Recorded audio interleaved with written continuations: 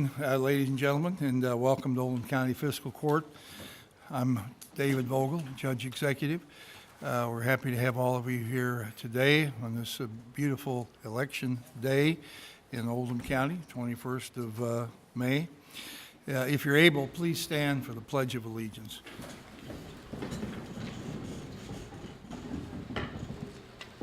I pledge allegiance to the flag of the United States of America and to the republic for which it stands, one nation under God, indivisible, with liberty and justice for all.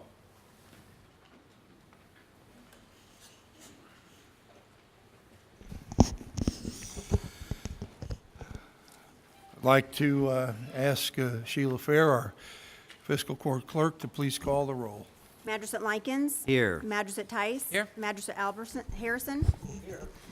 Magistrate Greenwell. Here. Magistrate Hounds. Here. Magistrate Hawkins. Here. Magistrate Dye. Here. Magistrate Logsdon. Here. Judge Vogel. Here, having all members of the Fiscal Court present, this meeting is now in session. Is there a motion to accept the agenda? Second. All right, we'd like to add one item to the agenda, and that would be, let's put that under contracts and agreements. We'll make that E sub 1, and that will be for the Encompass architectural fees here. Are there any other additions? Hearing none, please say aye if you favor it. Aye. Aye. Opposed? Motion carries. Now we'll read our minutes. Sheila will read the minutes of what happened at our last meeting, and that was on the 7th of May. May 7th, 2019. The Oldham County Fiscal Court convened at a regular meeting at 2 p.m. with Judge Executive David Vogel, County Attorney John Carter, and the following magistrates in attendance: Brent Likens, Wayne Tice, Albert Harrison, Steve Greenwell, Chris Hounds, Stephanie Hawkins, Bob Dye, and Michael Logsdon. Motion made by Magistrate Dye, seconded by Magistrate Logsdon to approve the agenda, adding Board of Adjustments appointment. Motion carried unanimously. Motion made by Magistrate Hounds, seconded by Magistrate Dye to approve the meeting minutes from April 16th after correcting Matt Construction's bid amount to $312,521.55 for Group 1 road project. And under final announcements, adding that Judge Vogel was honored to catch the first pitch thrown by Detective Megan Hott's son on opening day for South Oldham Little League. Motion carried unanimously. Public comment. Judge Vogel welcomed Larry Brown from the Governor's Office, DLG, to today's meeting. Becky Zocklin provided information on the first pick event for the Leaders Don't Litter campaign, Saturday, May 11th. Volunteers can show up at any park in Oldham County between 10 and 12 to help pick up litter and clean up the parks. Jerry Rankin, 1152 Peony Lane, announced the annual program for the Veterans Memorial Park of Kentucky, 11 a.m. Saturday, May 11th, at South Oldham High School, to include special recognition of Gold Star families.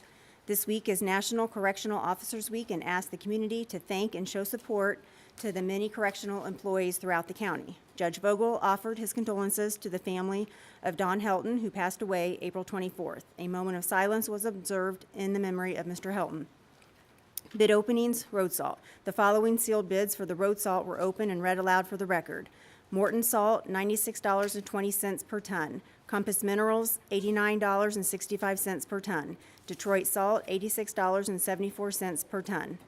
Bid openings for the diesel generators. The following sealed bids for diesel generator were open and read aloud for the record.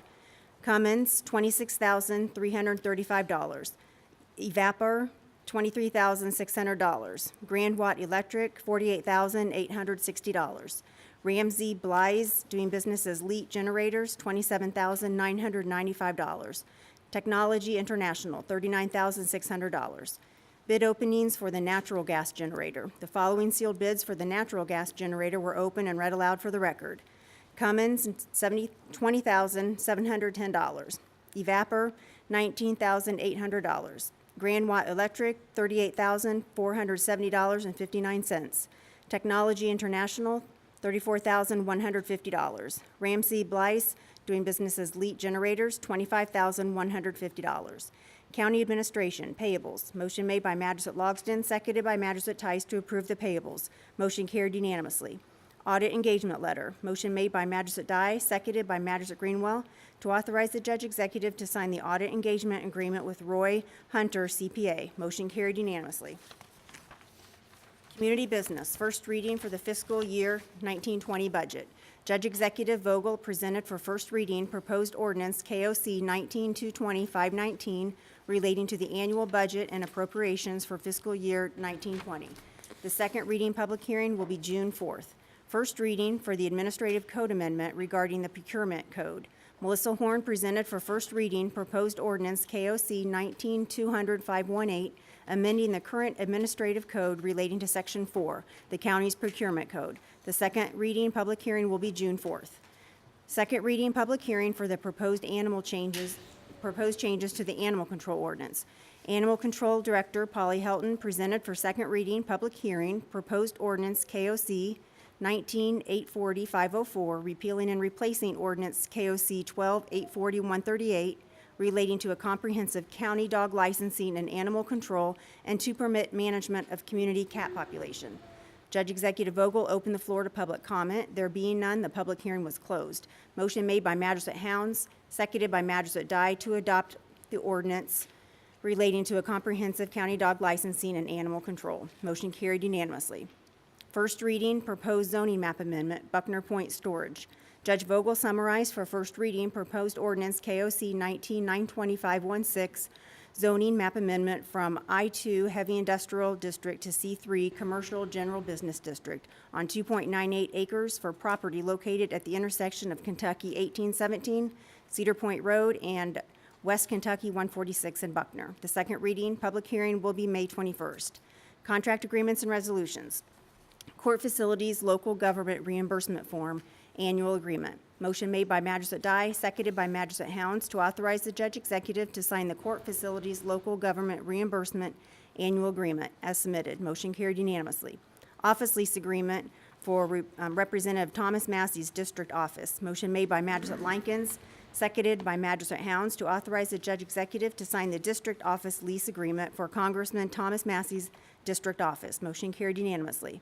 Health Services Agreement, Amendment Number 2 for the Detention Center. Motion made by Magistrate Logsdon, seconded by Magistrate Hounds to authorize the Judge Executive to sign the Health Services Agreement, Amendment Number 2 with Southern Health Partners relating to the detention center inmates. Motion carried unanimously. Jailer Mike Simpson provided an update on the full body scanners, potential housing of federal inmates, and the National Jail Association Conference in 2 weeks, which plans to showcase the Oldham County Detention Center. Coca-Cola Vendor Agreement, Aquatic Center. Motion made by Magistrate Harrison, seconded by Magistrate Hounds to authorize the Judge Executive to sign the contract agreement with Coca-Cola relating to beverage products at the Aquatic Center. Motion carried unanimously. Reports and recommendations. Erosion Control Bond Release, Cattleman's Roadhouse.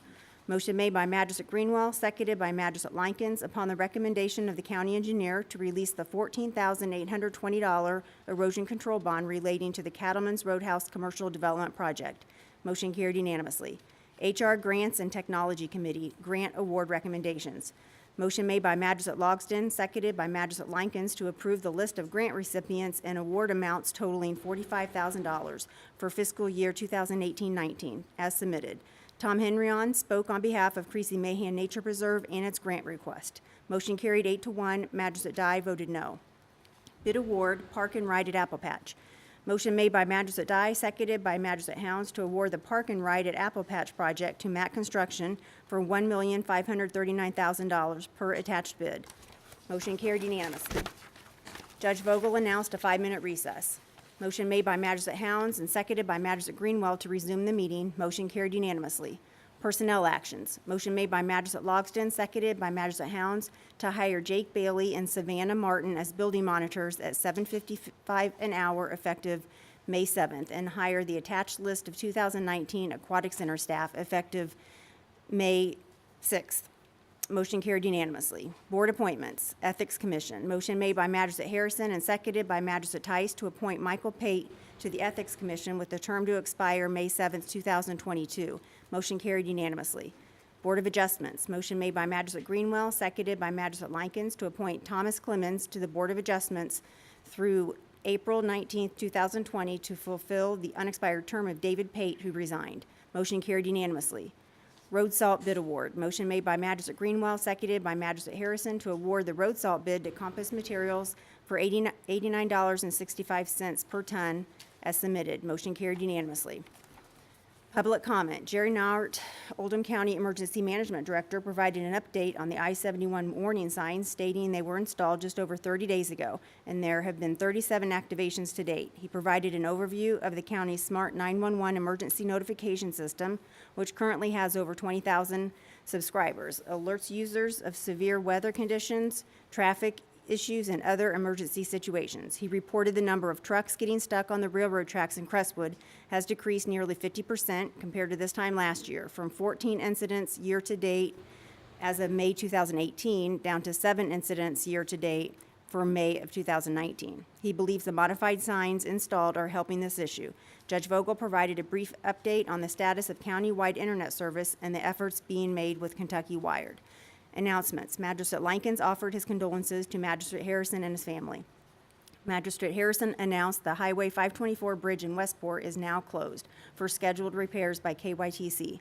The open house for Extension District's new office is May 7th from 5 to 7, 207 Parker Drive.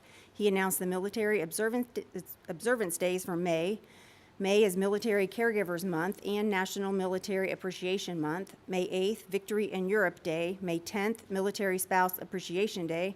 May 11th through the 19th, Armed Forces Week. May 15th, Peace Officers Memorial Day. And May 18th, Armed Forces Day. Magistrate Greenwell announced there are only 16 days of school left, so please watch out for the kids and be careful.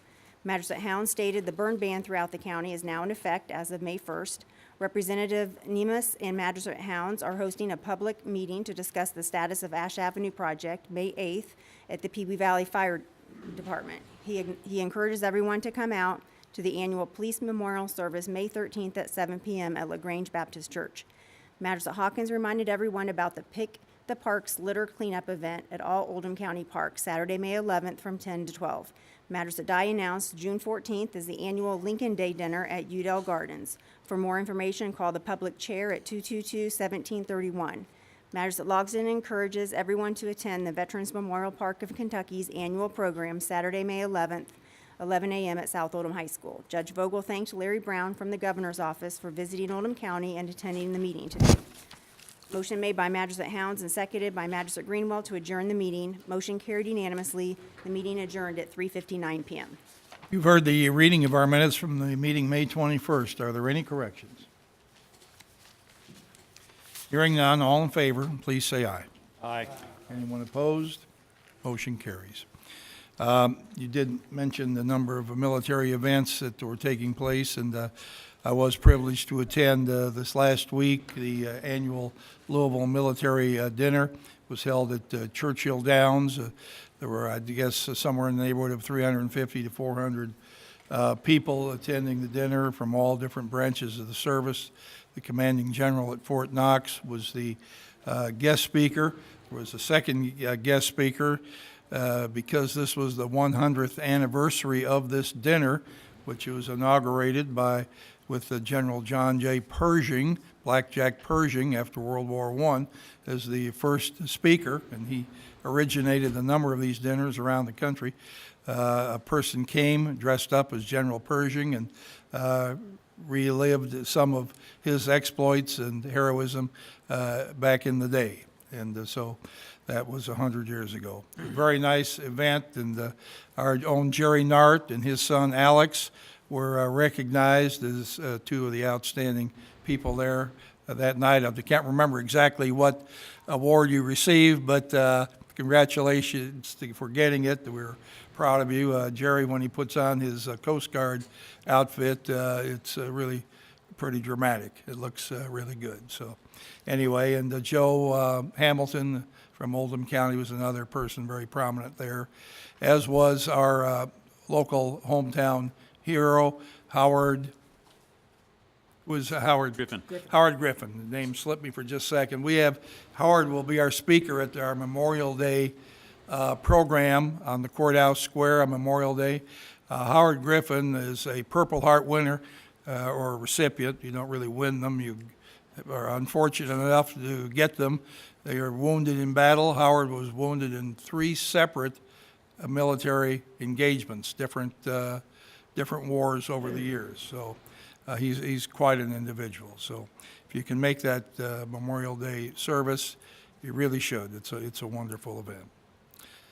Time now for public comment, the time during our meeting when anyone who would like to address the fiscal court is able to do so. We have a number of people who were invited here today, but if you are let's say, a surprise visitor and have something you'd like to address the fiscal court about, we're happy to hear from you at this point. All right, seeing no one, I'm going to close public comment and go on to our first award today.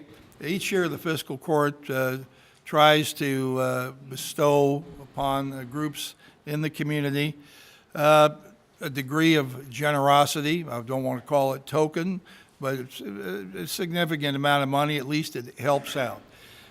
We each year have about $75,000 in our budget to try to send a message to the community that there are organizations that are providing a valuable service in Oldham County. We encourage them to the extent that we're able to, and we split up the money in quite a few different ways because there are a lot of people doing a lot of good work here. So today we're going to have 4 check presentations, and I've asked 4 different groups to come and ask each group to relate some of the activity they have underway in Oldham County now to share it with our community. So the first group we'd like to ask to come forward is the Humane Society of Oldham County.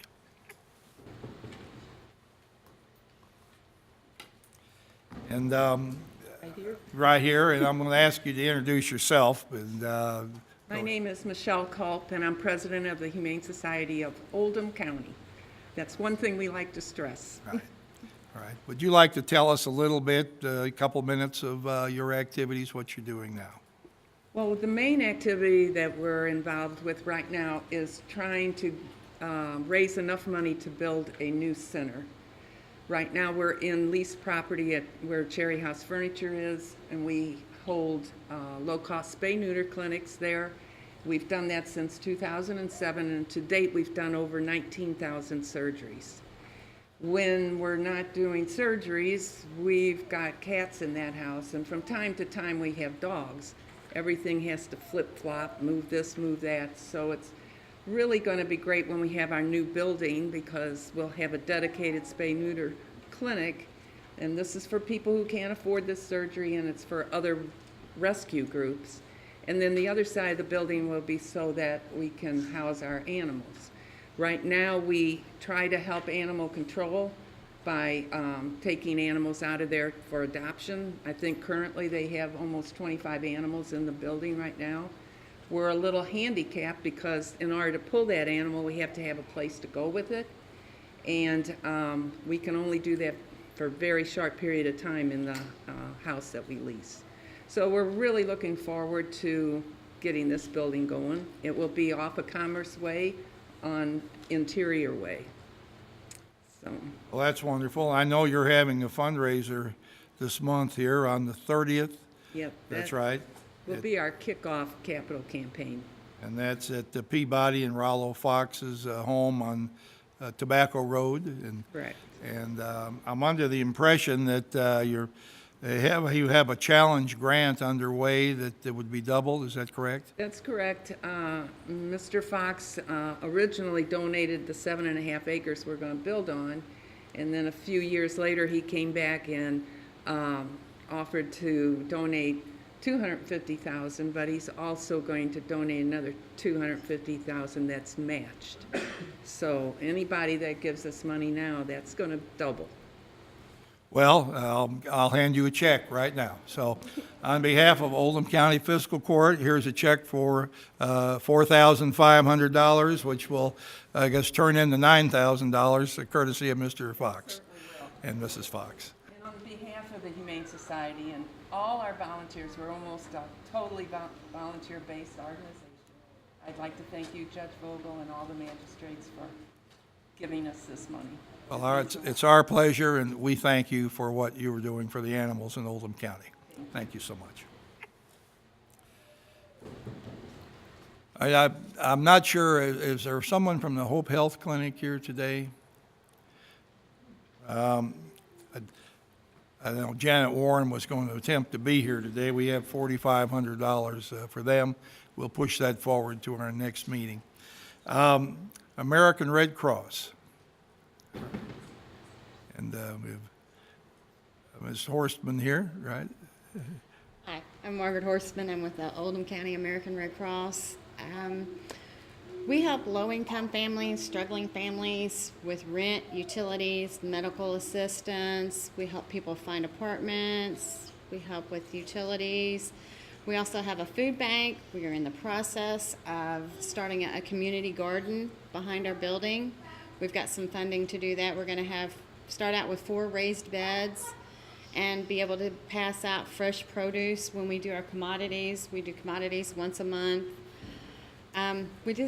We're here, we don't do your typical Red Cross services. We do help with disasters, and we do the smoke alarms and things like that. But our main focus is helping people who need a little hand up to, stay in their apartment, stay in their home, be able to keep their lights on, feed their children, things like that. We have a holiday program where we help over 500 families with Christmas. We do food, clothing, and toys. And then we also have a back-to-school program that we help about 65 families with school clothing and school supplies. So we're here to help in the community. Does any magistrate have any questions or anything they'd like to ask? Of course, we're all familiar with American Red Cross. It's been out there for We've a been in the community 30 years. long time, right, in our community and nationwide and so forth. So, well, Margaret, here's a check from Oldham County Fiscal Court for you for $5,000 to help on all the activities of the Red Cross. All right. I know you do. Dare to Care. All right. Hi, I'm Laura Brewer, and I'm Director of Annual Giving at Dare to Care Food Bank. On behalf of all of us at Dare to Care, I want to thank you for your past support of Dare to Care. For those of you who may not be as familiar with our work, while our main warehouse is located in Louisville, we have a number of programs and partnerships that operate right here in Oldham County. So just to give you a little bit of background on those today, it's about 1 in 13 individuals here in Oldham who is at risk of hunger. And so through Dare to Care's food distribution programs, we provide over 1 million pounds of food every year into Oldham County. That includes fresh fruits and vegetables as well, which is over 600,000 pounds of food annually. The primary way that we distribute food is through other nonprofits that are operating here in Oldham County, where we provide food at no cost to them, and they serve on the front lines to distribute that food to residents in need. Here in Oldham County, our key partner agencies are High Point Charitable Services, formerly Mission Crestwood, Oldham County Red Cross, who we've heard from, Beulah Baptist Church, and Grace and Glory Church as well. We also have partnerships in the school system where we serve 130 students who are at risk of hunger and provide food to them every week. So we're grateful to be a part of the Oldham County community and applaud the great work you're doing as well. Anyone have any questions here? All right, well, thank you. Here is a check also for you for $5,000 from the fiscal court for the food that you're providing in Oldham County, and we thank you very much for the service that Dare to Care is providing. Right, and I know, I believe that Dare to Care is, Oldham County resident is the chief officer for your organization, am I correct? That's exactly right, Brian Rando. Ryan Rando, okay. Well, wish him the best as well. Thank you. All right. Now, I didn't see anybody. We had $4,500 here for the Hope Health Clinic as well, and we'll delay that until next meeting. So I thank all of these recipients for coming. We're pleased to be a partner with you and on the help you're providing the community. The government can't do everything by a long shot. It's dependent on many people with goodwill to come out and organize and attempt to do something to assist a variety of projects in our community, from food services to housing to animals to sports. Across the county, lots of good things are happening, and we're proud to be a partner with all of you. So thank you. The next item on our agenda today is a bid opening for the maintenance building. We've asked for bids on sheathing. The maintenance building is the former Oldham County Road Garage on Highway 393. We're in the process of putting new fencing around it. That's actually happening today. And we've looked at painting the building, and we're going to look at a cost of re-sheathing it and make a comparison between those two approaches. So Melissa Horn has received one bid.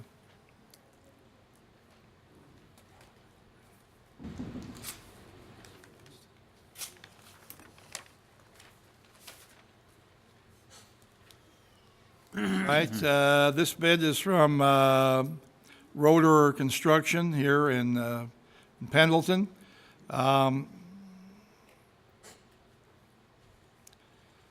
It has a base bid of $49,223, and I guess an alternate bid for an additional $1,680 that would involve replacing 3 windows.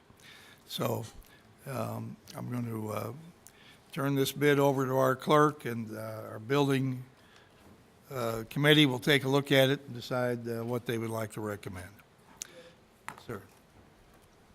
I don't go to the building committee meetings because I have meetings of my own to attend, but I'm looking at this scope on here, and it seems like that some of this stuff could be done, we could be using inmate labor to reduce the cost of that, such as removing the sheeting and, in other words, the stripping of the building. I don't know why. I mean, I'm not saying they didn't think of that, but why that couldn't have been done by our inmate crew. And have we thought about other types of finishes other than metal? There's other, huh? It's a metal sheeted building now. It likely would not make sense to not put metal sheeting back up on it. Well, I don't quite agree with that statement, but, I mean, we're looking at, the best value for a dollar. I mean, you could put cementitious siding on it or something like that, which is almost bulletproof with it, just like metal. It'd be the same thing as metal as far as bugs and stuff like that. But I just wonder why we're only getting one bid. I think that we need to investigate a little deeper than that. But it's up to the building committee to do that. All right, Magistrate Likens builds buildings. Would you like to address that at all?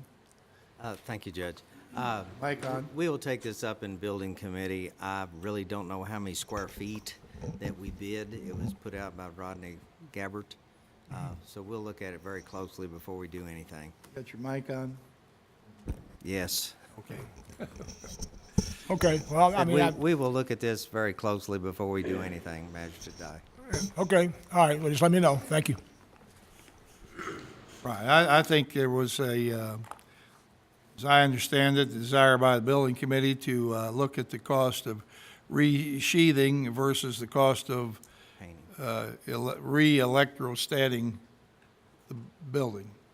Well, I wouldn't paint it because it's just the way the structure looks. I mean, it looks exactly the way it's supposed to. It looks like a tobacco barn, but there are other finishes that you could put on there that are probably, is probably as effective as far as not having to repaint. And you wouldn't have it with metal. You've always got a problem with rust. Even with Kynar finish, there's still a problem. Well, like I say, we'll refer that back to the building committee to look at further. Okay. All right, thank you. Next item is a presentation from our ambulance taxing district, the budget presentation.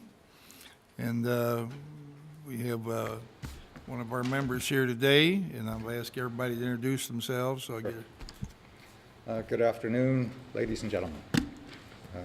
I'm Steve Turover. I'm a member of the Ambulance Taxing District Board of Directors. We put in your book our 2020 budget with a comparison to the current year. And the reason that we showed 2 years this time, so there's really not a lot of change going on right now. We're not building any buildings. We're just running the operation. And that's what shows up through these numbers. I'll run you through them quickly. The first 9 numbers, I think next year we'll number these lines and make it easier to refer to them. But the first 9 numbers are the total revenue. It's about $4.5 million. We don't have the exact property tax number yet, but we'll adjust this when we get it. We're up 3.4% on revenue, which is $147,000. Now, 92% of the revenue comes from 2 sources. One is the property taxes, which we think will be up about 2.9%, and about 1/3 of our revenue comes from patient fees. So, and those will be up a little bit this year. The rest of the numbers are fairly straightforward. They're smaller amounts. The next group of numbers, about 15 lines, is operating expenses. The total operating expenses, $4.4 million, up about 3.2%, or $136,000, tracks with the revenue growth. 2 big ticket items there that add up to the bulk of the expenses, which are management services, the fee that we pay to Baptist Health to manage the EMS in this county, and the reimbursement of the patient fees. So we collect the patient fees on behalf of EMS, and then we reallocate that to Baptist Health to pay for the service. We also have a depreciation expense, a non-cash expenditure that's increased. That's up to $400,000 next year, and that reflects the new building that we built for EMS headquarters in LaGrange, and also as we're phasing out some of our equipment that's starting to age. It's basically aging out. We've replaced ambulances for the last several years. This year we're going to replace some cars and trucks, and we're going to replace one this year. I'll get to it in a second. Other income, this is essentially a rate adjustment with Baptist Health.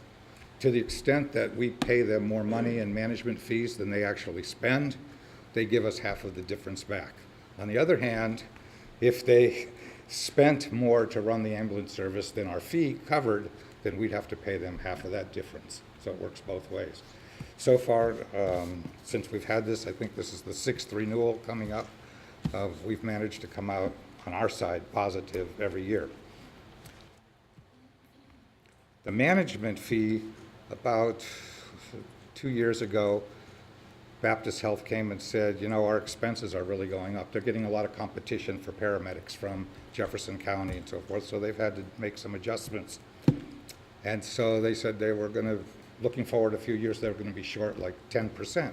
So our response to that was, we'll give you 3% increase per year for the next 3 years. Well, this June is the 3rd year. So it looks like it's tracking okay based on the fact we're still getting some back. Next year, we'll probably have to renegotiate the deal. So about $160,000 we're projecting for next year. Gives us a net income of $216,000. If you take the $216,000 and add back the non-cash expense for depreciation, we've got $600,000 in operating cash flow, about $400,000 of which we're going to spend on capital items.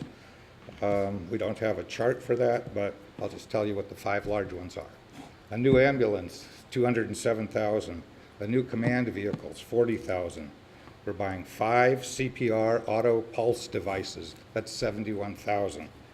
We're going to replace a cardiac monitor. That's $34,000.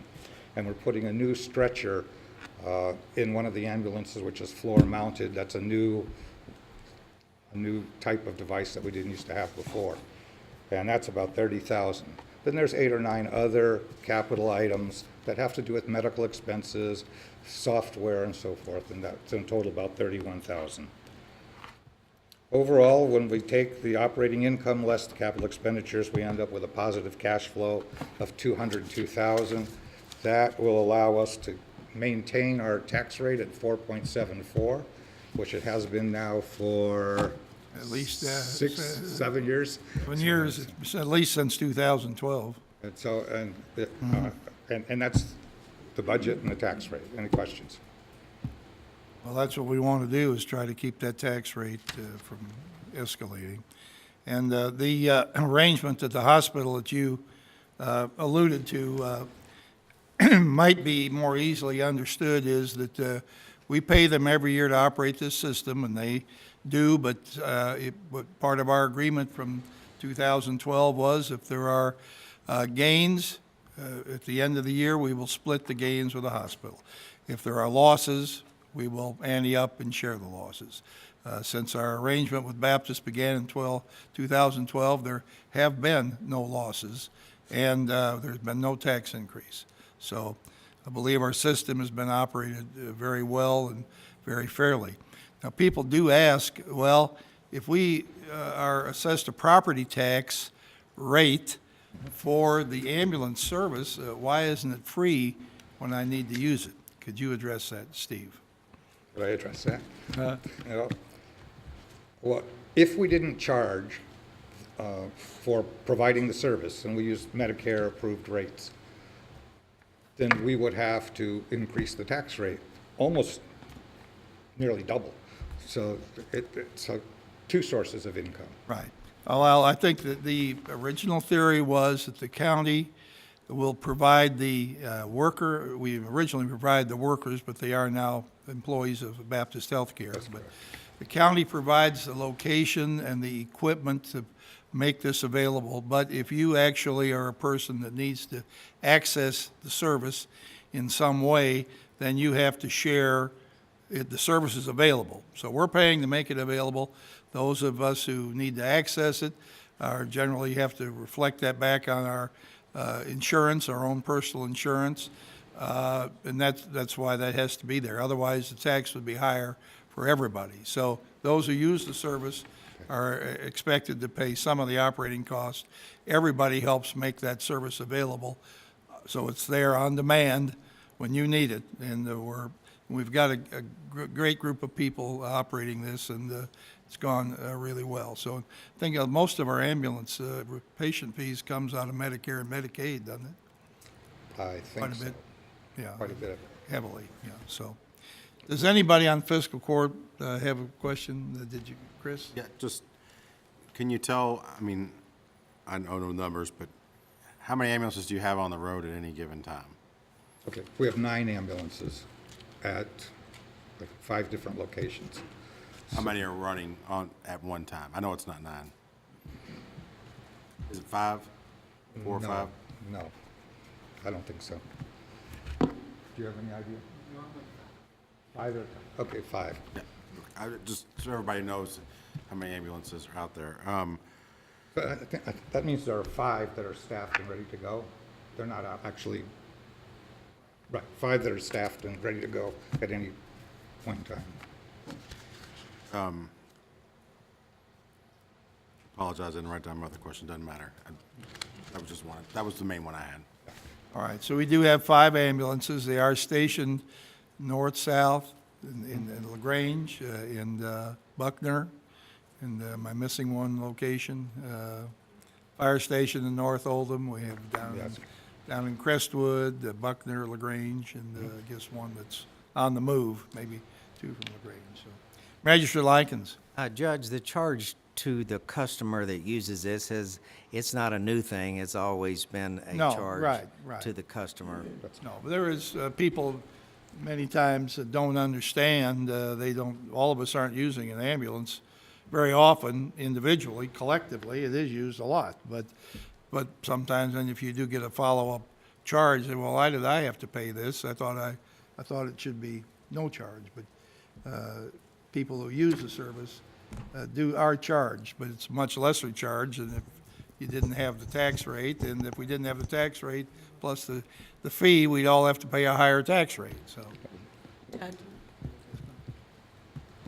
May I go? yes, go ahead. If somebody calls 911 and an ambulance comes out and they elect to not take the ambulance, then am I correct that there is no charge at that point? That's a good question. No charge, right.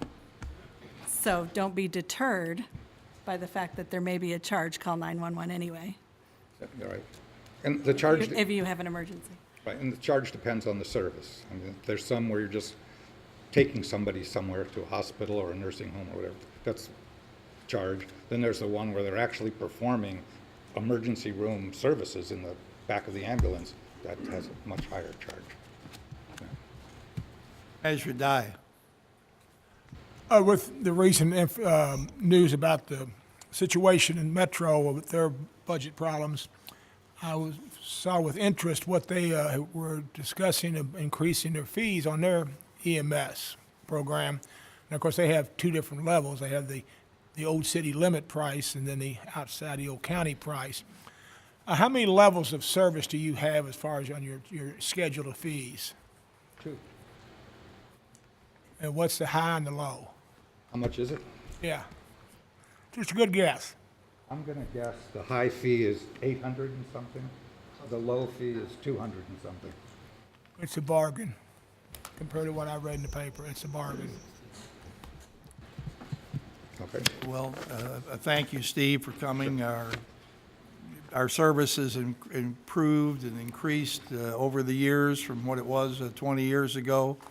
There was a time when people left their work and went to the fire station, got an ambulance, came out to the house.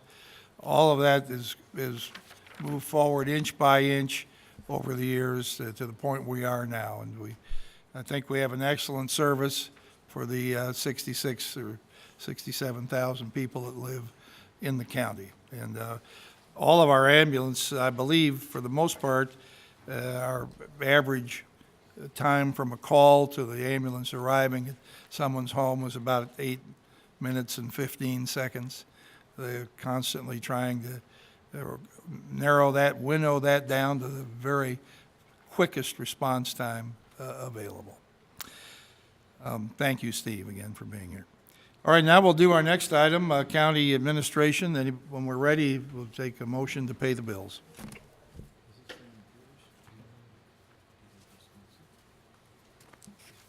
So moved. Is there any discussion on anything here? Hearing none, all in favor, please say aye. Aye. Anyone opposed? Motion carries. We're going to have a public hearing now for, this is a sort of a pro forma thing, goes on each year. This is a budget hearing regarding the proposed use of county road aid and local government economic assistance. Those are called LGEA funds that come from, this money comes from the state of Kentucky for use in Oldham County on roads and other various projects. And we have a public hearing every year to let anyone who would like to address how a specific need from these funds may be met. Is there anybody who came here to do that today? We advertised this in the Oldham Era, I believe, and generally there aren't any comments, but it's one of the requirements that we go through this event. All right, seeing no one, I'm going to close public comment and go on. I don't think there's any vote involved in that, is there? No, it's just an announcement. So now we're going to do our second reading. This is also a public hearing regarding a zoning map amendment at the Buckner Point area for a proposed storage facility. I'd like to ask Amy Alvey now to review this with the court. Do I need to be sworn in for a public hearing? Well, I'm not sure. John Carter, what do you think? Usually staff is sworn in for. Do you think we should? Doesn't matter. All You right, do it, well, sir. you solemnly swear to tell the truth, the entire truth, and nothing but the truth, so help you God. I do. Sheila, can I have the computer?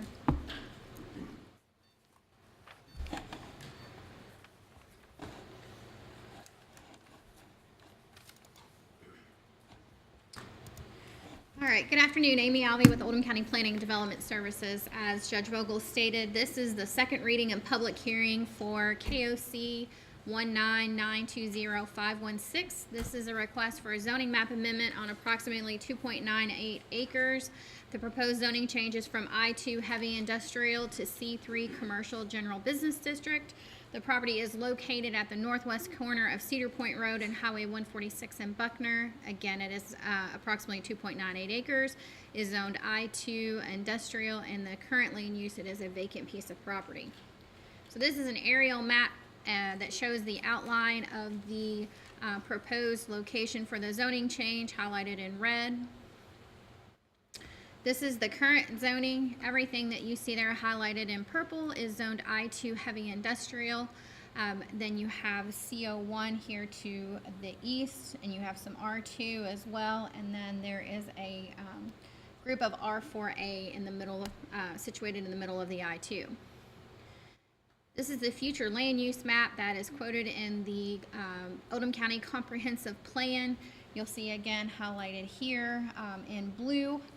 That is the tract of land, and the anticipated use for the property in the future land use map is for commercial use. Site history: in April 2005, docket PZ 05, 10, and 11, 9.45 acres was rezoned from I-2 to R4 for the development of Cedar Point condos. So this is the site plan that was submitted back again in 2005, and you'll see that area highlighted in red. That is the area that was rezoned from I-2 to R4. This portion of the property remained I-2 heavy industrial. In February of 2008, there was a minor plat that was approved to sever this 2.98 acres from the parent tract. Then in September of 2013, the docket PZ 1314 PZ 13014 and 015, that 9.4 acres was rezoned from R4 to R4A for the development of Cedar Point Cedar Point Village, which was the original condo plan to be converted into single-family homes. So that went back to the Planning Commission to go from a condo regime to a single-family development. There were variances for existing structures for front and side yard setbacks that were granted at that meeting.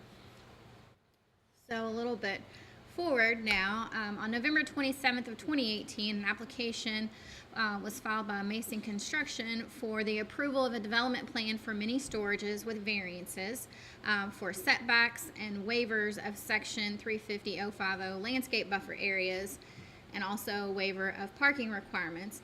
That was denied on a vote of 12-0 because, and this comes from the minutes, it will allow an unreasonable circumvention of the requirement of the zoning regulations because of the extreme percentage of the setback and the amount of variances requested.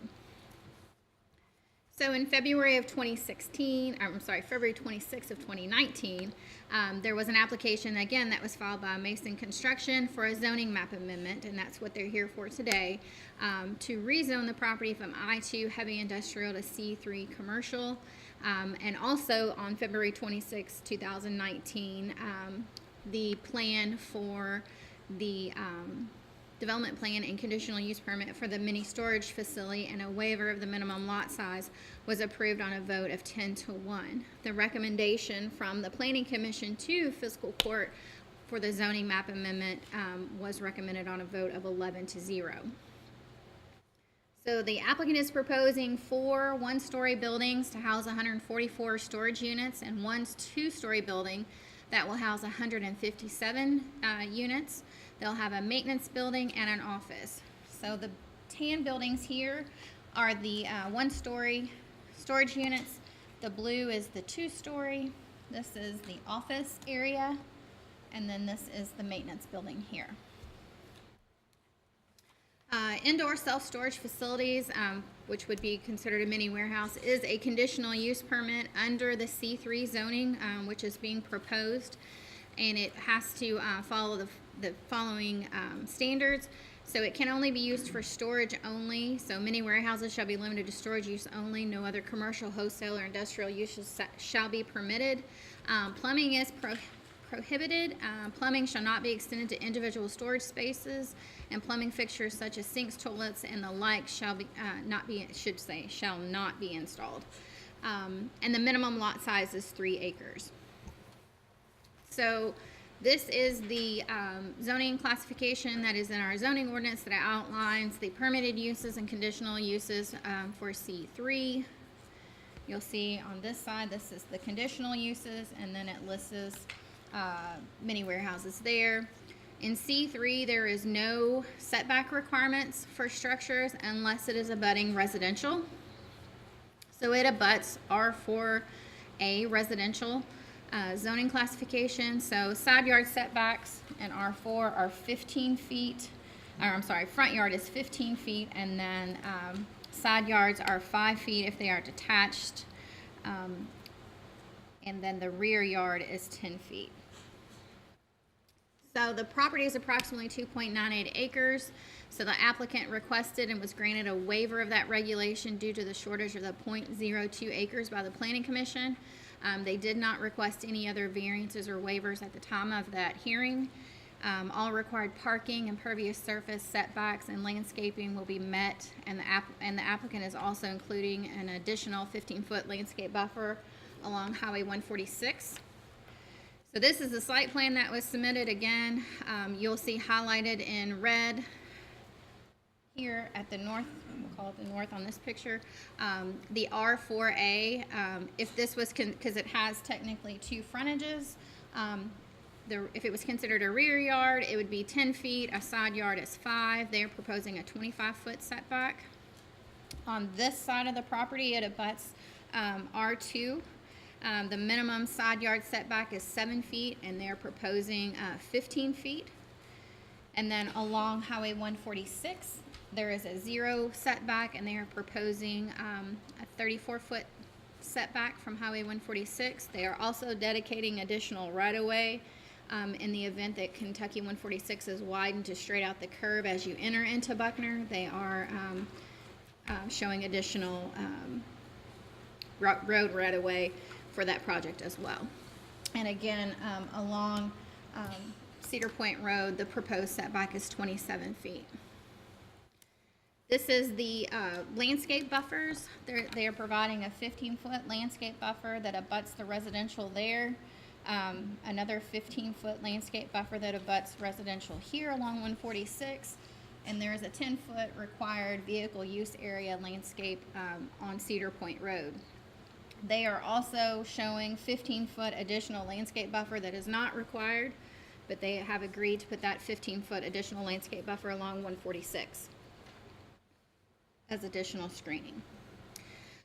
In the applicant's justification statement that was in your packet, the justification for approval is as follows. The project is low-intensity commercial use and will have little impact on public infrastructure such as utilities, schools, and area roads. The project will provide a service to residences and businesses in the area that have the need for temporary storage. The proposed stormwater basin will slow and control water runoff. The property is no longer appropriate for industrial use, rendering its current zoning inappropriate because it is too small to develop as any industrial use and be in compliance with the zoning ordinance. And the future land use map does show a recommendation for this property to be commercial. So again, in your packet, there was one letter of support from the adjoining neighborhood, Cedar Point Village. They voted at their annual meeting to support this proposal. They also stated that they still have concerns regarding drainage and do not want the responsibility for additional or future drainage problems from this project. So just to give you an orientation, this is a south view on 146 looking towards Crestwood. This is at the intersection of 146 and Cedar Point Road. This is just standing back further into the site looking towards Buckner. Again, this is the adjoining property to the south. This is the storage and distribution center. This is the east view looking across 146. You'll see the railroad tracks here and Old LaGrange Road on the other side of the tracks. This is the north view looking back towards the school campuses. This is just another north view into the property. This is the west view, so this would be the side where the additional landscaping would be placed. It's just another west view. This is the east view, so this is looking from inside the Cedar Point Village homes, looking into the site. So this is the site area here. This is just another view looking out towards Highway 146 from inside the residential development. The following binding elements were approved by the Planning Commission. The approval applies only to the plan presented at the February 26, 2019 Oldham County Planning Commission public hearing. The applicant is required to submit a landscape plan for review and approval by staff, including twice the required amount of plant material abutting the property line of Cedar Point Village properties. And the development plan must comply with all established federal, state, and county ordinances requirements at the time of approval, and no record plat shall be approved until all standards are satisfied. So fiscal court has the ability to add additional binding elements if you see so fit at this public hearing. So findings necessary for zoning map amendments. So you have two different ways to determine whether or not this is appropriate or not. The Planning Commission or legislative body or fiscal court must find that the map amendment is in agreement with the adopted comprehensive plan, or in the absence of such a finding, that one or more of the following apply, and such finding shall be recorded in the minutes and records of the Planning Commission or legislative body or fiscal court. So you either find it is in agreement with adopted comprehensive plan, or that the existing zoning classification given to the property is inappropriate and that the proposed zoning classification is appropriate. Or item B, that there have been major changes of economic, fiscal, or social nature within the area involved which were not anticipated in the adopted comprehensive plan and which have substantially altered the basic character of the area. So in summary, that the applicant is requesting a zoning map amendment on approximately 2.98 acres from I-2 heavy industrial to C3 commercial business district. Be happy to answer any questions. Do any members of the court have questions now for Ms. Elvey? All right, Magistrate Tice. Amy? Yes, sir. And let me get you to read this, if you would, please. What page is it? I may have it already. It's your Oldham County Comprehensive Plan update. I talked to Jim and Amy last week in their office. Is it this page? Pardon me. And this becomes a stumbling block for me. On this part, it talks about changing zoning from industrial or to commercial. I think that's what it says. Well, this is the anticipated use. This Okay, is a yeah, future explain that. land use map. All So right. this is what staff felt the anticipated use of the property was going to be. Okay. And in that, the intended plan use is C3. It's Or commercial. Commercial. Yeah, So it's not that's no that problem. I'm specific. stumbling here, but help me do this. But when we do commercial, it's restricted by three line items, 1, 6, and 7, which she already has highlighted. Correct. 6 is a 1. And go ahead, Amy. Yeah, so 1 says existing uses may expand into or onto contiguous land that abuts the same same street. Item 6 says light industrial uses in the commercial future land use area shall not abut residentially zoned / used parcels. And item 7 says light industrial uses in the commercial future land use area shall not have any outdoor storage. The only one that affects this is line 6, or item 6. Correct. But if And- you look back at the definitions of the appropriateness levels, you'll see it outlines general, limited, and restricted on page 9. And it says restricted uses should only be allowed in special circumstances, meet specific conditions for approval, and are most likely appropriate in other future land use areas. And find that for me, page 9. That's on page 9, so Okay. 4 pages prior to that. So this property was already zoned industrial, and Yes. so the property adjoining it, which was part of the original tract, was Okay. zoned to residential. And that was all done prior to the implementation of the future land use map. Okay.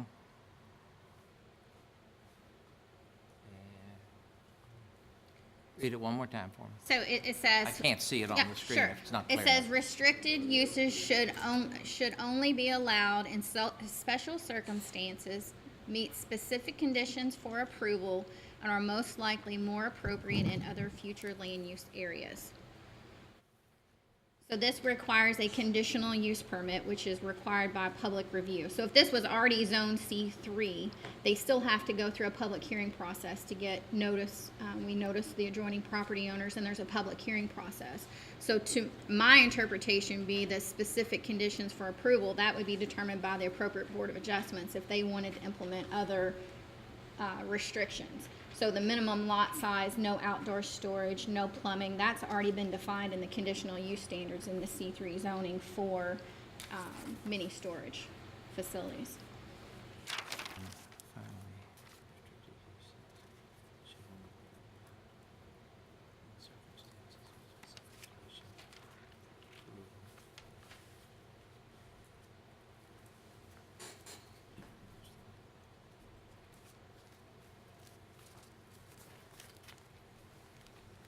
Okay. Yes, sir. That's the only thing I wanted to make sure we brought up on the beginning, so thank you, And Judge. the applicant can address your concerns as well. Okay, Yes. and we can go forward. Got it. Sure. And the reason I bring that up is in cases where it says shall not, that's the one that we never cross that line, it says will, may, all of that stuff. It's when we use the word shalls, when we have problems crossing that line. Correct. And I think the applicant will explain the difference between the comp plan and what the zoning regulation and law is, rather than a planning document. Thank you. All right, Mr. Harrison, do you have? Yes, Amy, what happens with all this vegetative protective buffer around it when trees start dying? Whose responsibility for replacement is that? Which area are we speaking Any of them where the buffer is, the landscape? That would be the requirement of the property owner. So if any of the landscaping dies, that would become a code enforcement issue, that they are not meeting the proper screening requirements, and we would have to do code enforcement at that time. And that's forever? Yes, as long as planning and zoning is around and we still have code enforcement, that would be a complaint registered through them, either through staff or by a neighbor, saying that the landscaping has died and that they were required to maintain it. That's in our landscaping regulations. All right, thank you. Magistrate Hounds, Property previous to when it was R4 was what? I-2, I2, Yes. that track was I2? Yes. And it went from I2 to R4. yes. Yes, Track that was neighboring track, did. this track right here. Neighboring track. neighboring track, right? At one time, that was all one track? Yes, Okay. yes. I thought I heard you say that, I was just making. Yes, Okay. you are correct. Magistrate Hawkins, Amy, where it's 2 stories, is that still staying under the 45 feet? Yes.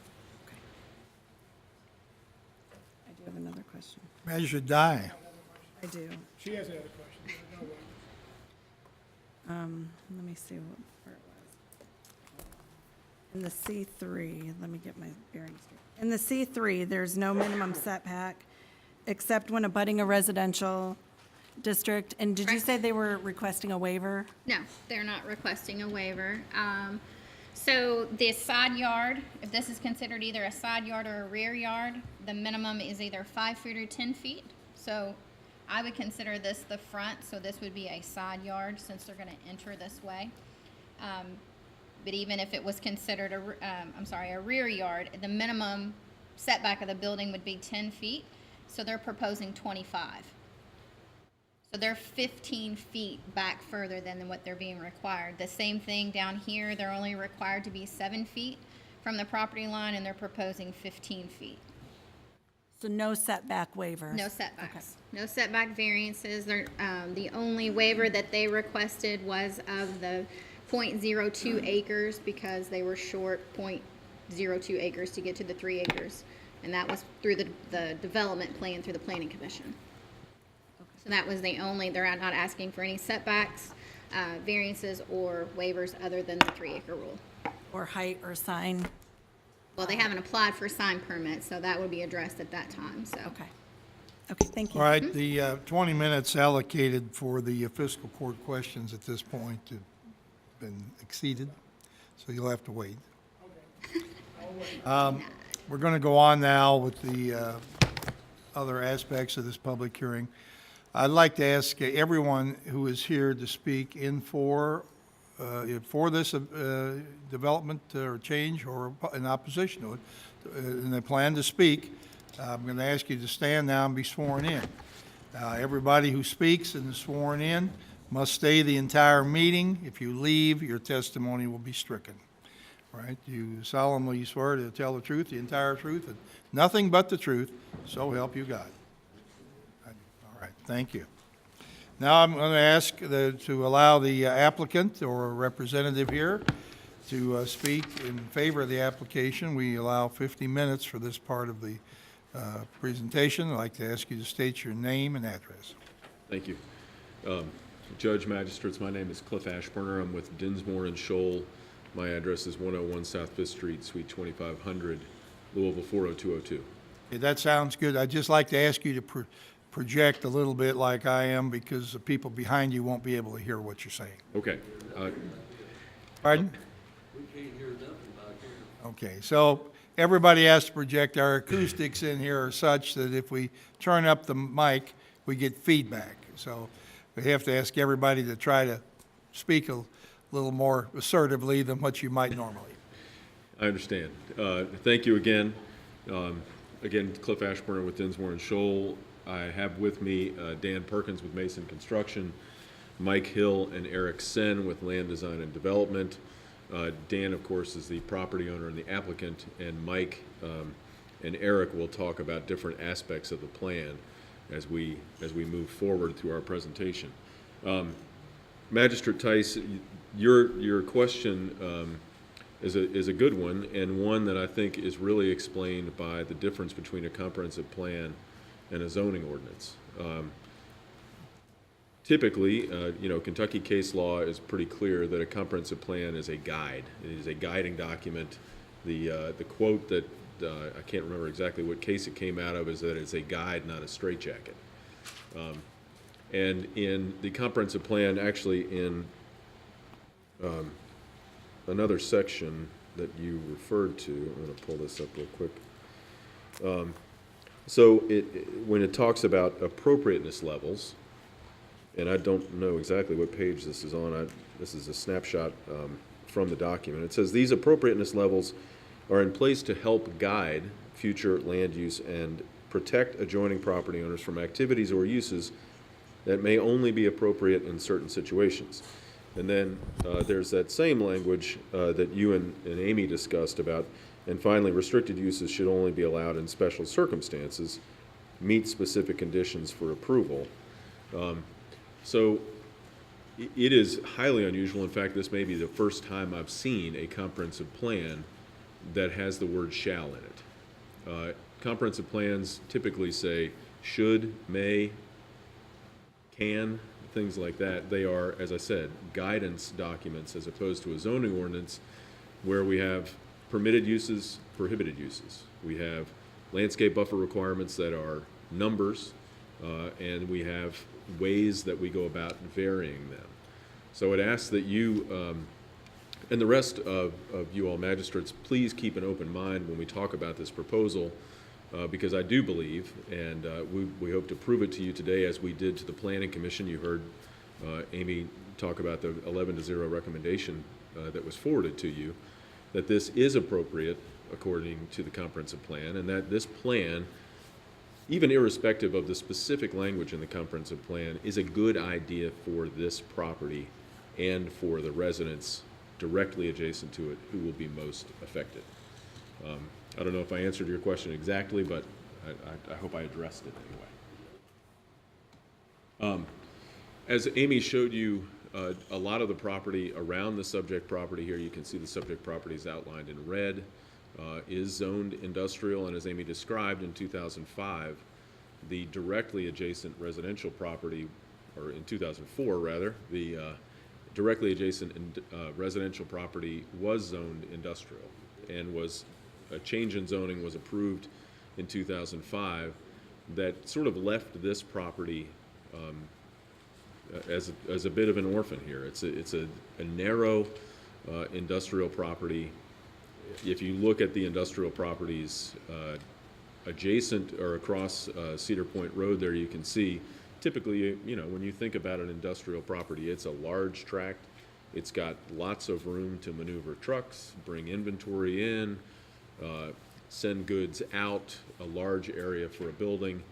The site that we have, that we're dealing with today, really is not appropriate for heavy industrial zoning, which is the zoning that is in place. And this is a theme I'm going to come to again and again. Whether you like this plan or another plan for the subject property, I don't think anybody can argue that heavy industrial is an inappropriate zoning category for the subject property, and that commercial is a more appropriate zoning category for the subject property. Even if you have concerns about light industrial being located adjacent to residential, taking the step to rezone the property will absolutely increase the chances that heavy industrial is not going to be developed adjacent to that residential property.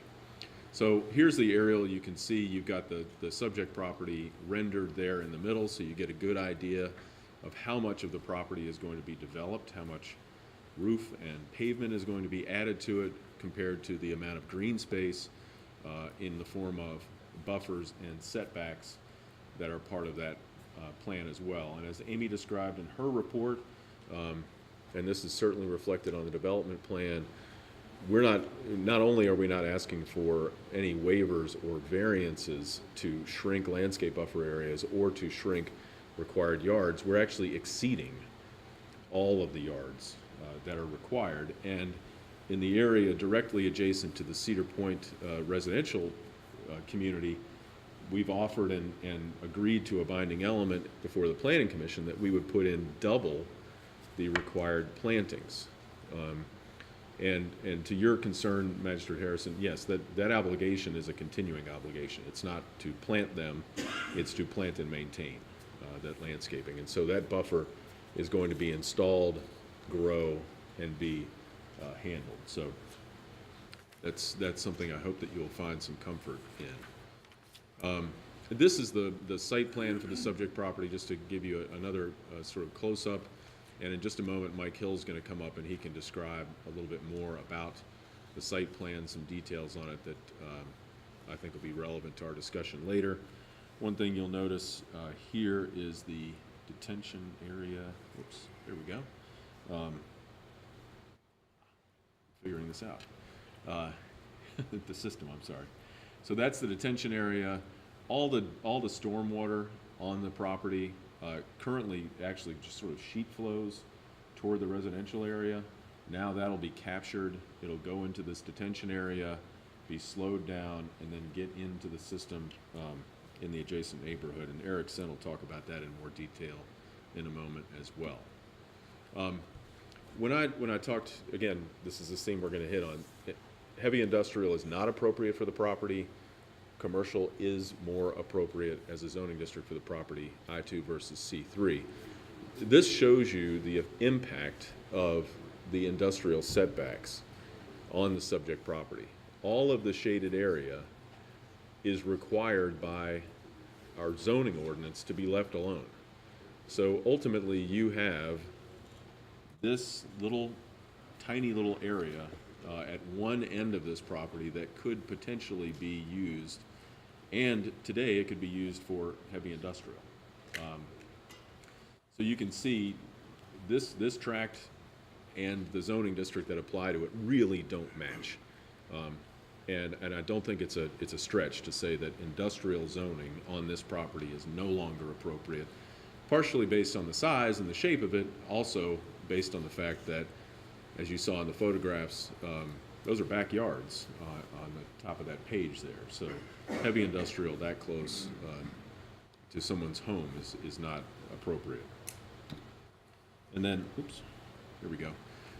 This is just a building setback exhibit to show you the difference between the required setbacks and the setbacks that are being observed by the buildings on the subject property. And you can see here if you notice, the property lines are obviously these heavier black lines along the outside.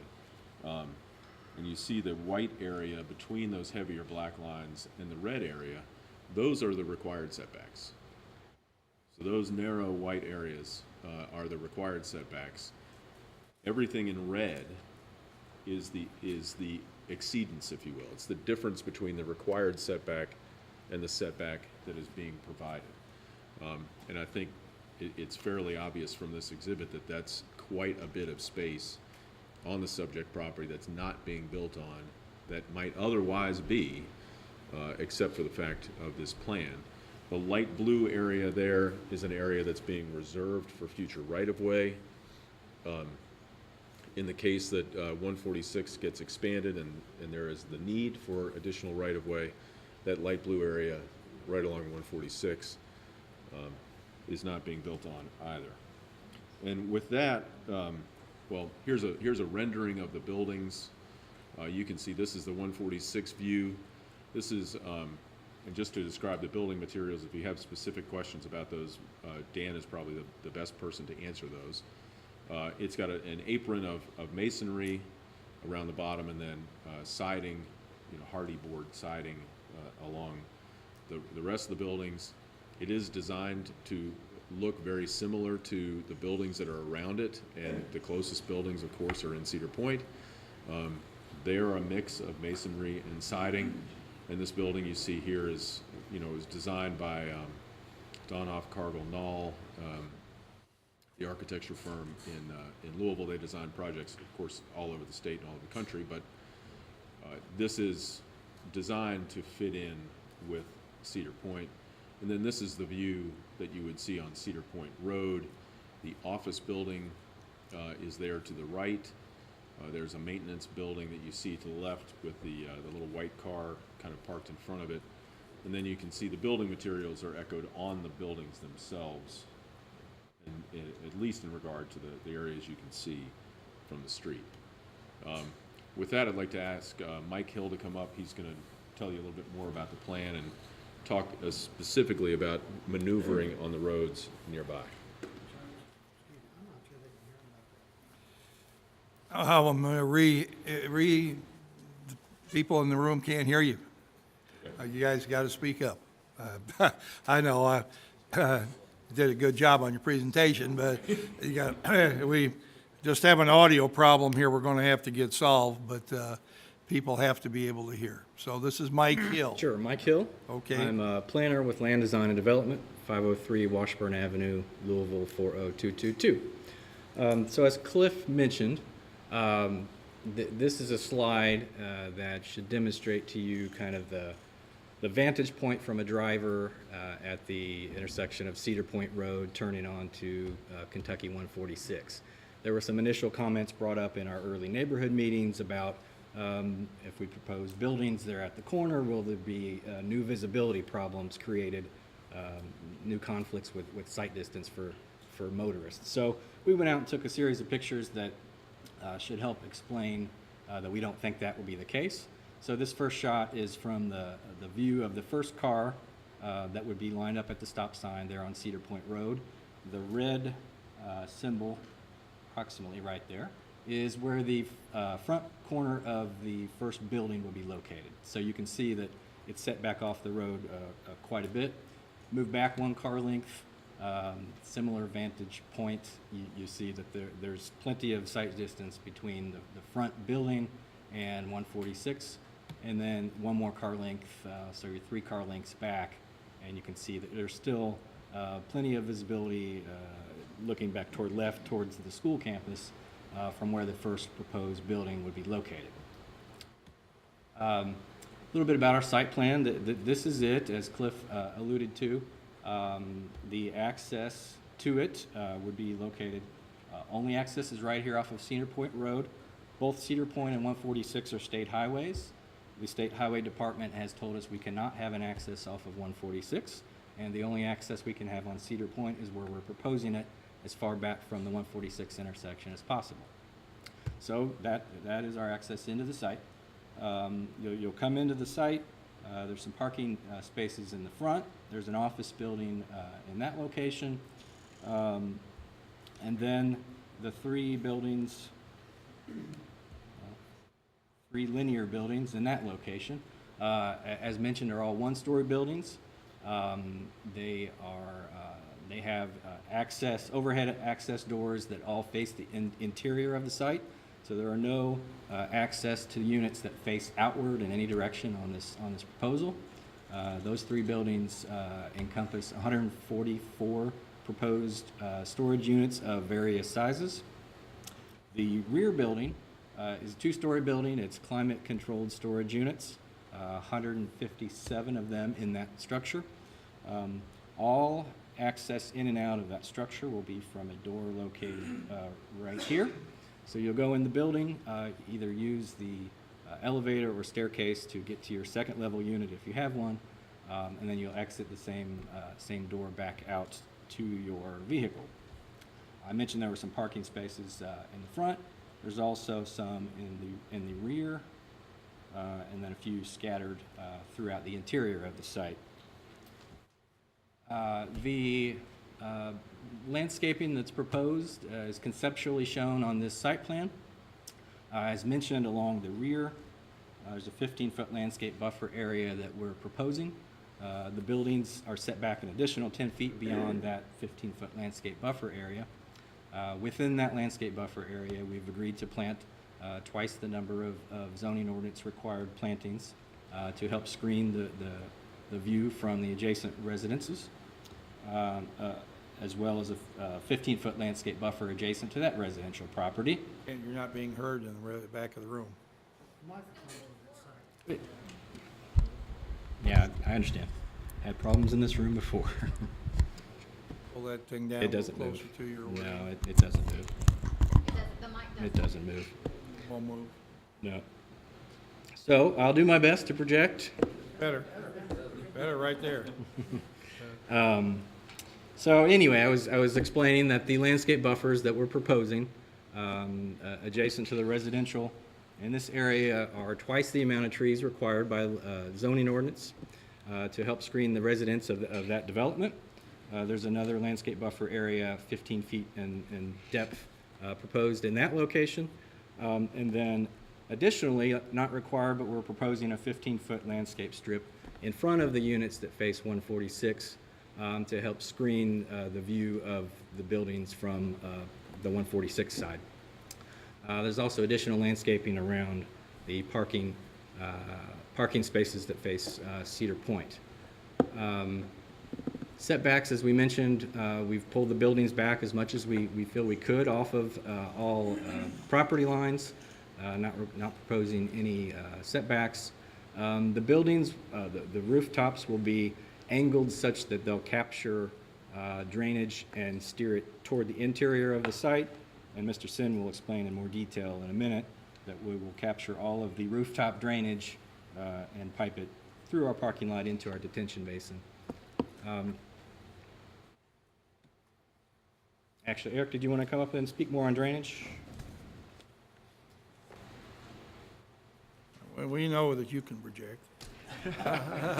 Eric Sin, Land Design Development, 503 Washburn Avenue, professional engineer. Currently, right now, the site drains to the rear to a ditch in the rear of all these homes here. That comes down to this 30-inch existing pipe here. What we're proposing is to collect all the rooftops and pavement areas into a stormwater collection system, what you see in yellow. And we'll route that down to a detention basin over on the east side of this, I guess it's actually the north side of the site. And at that time, we'll meet all the water quality ordinance and stormwater ordinance, work with the county engineer to make sure we meet those requirements.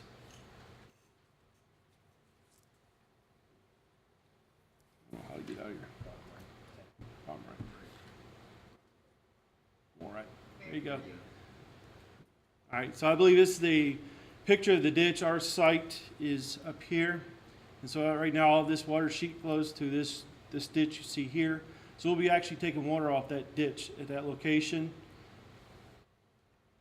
And then this is the existing head wall that our detention basin will be outletting to. So this is actually a 30-inch pipe We'll be restricting our drainage down to probably a 12, maybe 15-inch pipe. So you can see we'll be reducing the amount of flow drastically. And then you can see right now, we'll also probably be improving the situation. Right now, it just looks like some standing water. Our situation will actually help improve that. And then this is just a picture of the basin that's immediately downstream of us. The 30-inch pipe drains into this basin, which is in the center of the Cedar Point Basin.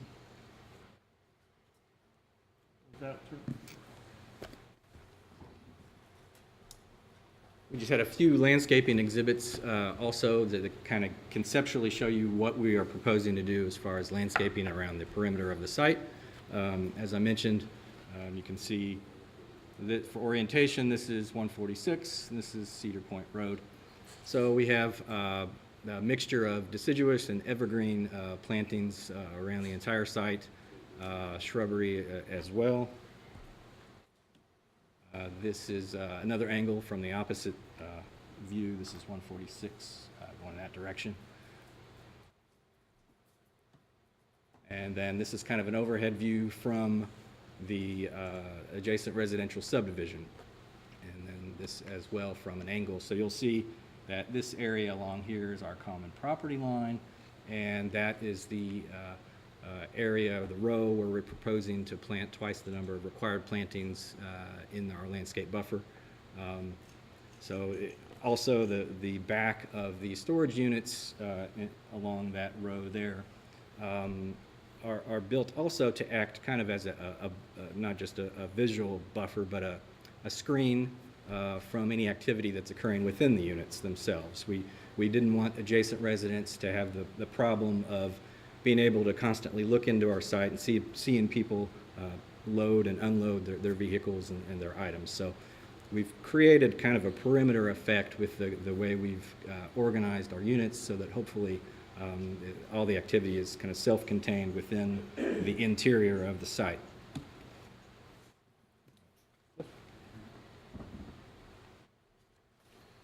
Thank you, Mike, Eric. So when I talked earlier about industrial being not compatible really with the residential around it and commercial being more compatible, I'd like to take just a quick sort of step back and say, you know, if you were to have a use adjacent to a residential use that wasn't going to be residential, then what kind of use would you want? And most of the time when I think about a land use proposal or when I'm working with a client, I think, well, what am I going to experience from outside the property? What am I going to see? What am I going to hear? What am I going to smell? How many cars are going to be coming and going from this property? How much light is going to be coming out of it? And what is it going to do to my experience as someone who may never patronize that business, may never go into that apartment community, may never go into that neighborhood? And I think you'll find that mini storage, self-storage, when it is designed well and buffered well, can be an excellent neighbor. And it is excellent because it produces very little traffic. If you were to develop this property, it's a 3-acre property, it is on 146. If at some point somebody decided to come along and develop it commercially for a shopping center or for a restaurant or something like that, it would generate much more traffic. Put much more traffic on 146, put much more traffic on Cedar Point Road. And it would likely generate much more noise based on that additional traffic and based on the frequency with which patrons would visit the site. And it could have an adverse impact on lighting in a way that single-story buildings and even the 2-story building that we show on the plan, if you notice on our development plan, is only 21 feet tall. It's actually probably shorter than many of the homes in Cedar Point. You would have more light, more noise, more traffic with a commercial use than you will have with the use that we're describing for you today. I believe that the fact that the residential that is adjacent to the site was rezoned from industrial in 2005 constitutes a special circumstance. When you consider the appropriateness levels within your comprehensive plan, I think that the The fact that this is a quiet use, the fact that it is a low-traffic generator is something that you should consider when considering the appropriateness of this use when considering the comprehensive plan. One other thing about this is I know that Oldham County is Oldham County's comprehensive plan and certainly fiscal courts and planning commissions through the years that I've been out here has always been concerned with capacity. What is the capacity of our school system? What is the capacity of our roads, the capacity of our utilities? A storage use like this is not going to generate new students. It's not going to have an adverse impact on sewers or water infrastructure.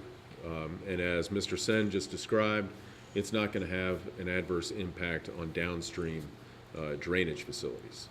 So when you consider another overarching concern that's within the Oldham County Comprehensive Plan, that of capacity, this use compared to the many other uses that you might otherwise find in a commercial zone comes out ahead. This use is quieter, this use generates less traffic, this use does not generate students, this use is not going to generate odors or noise or light the way that another kind of generic commercial use might. With that, I would ask, I guess I'm ready to take questions. Not quite. Okay, the next part of our presentation or hearing here today will be comments from those opposing this application. We'll get back and let the court ask you questions later. Okay, thank you. Is there anyone here who would like? Speak in favor goes first. Pardon? Oh, okay, sorry. Anyone here that wants to speak in favor of this application can have, continue to go on the time here. And others, right? Make it short and sweet. My name's Felix Ramirez. I'm president of the board of Cedar Point Village Association, and you all have a letter on file from us approving this project, okay? We see nothing other than the runoff of the water. That's the only thing we're worried about, and they've said that they will take care of that.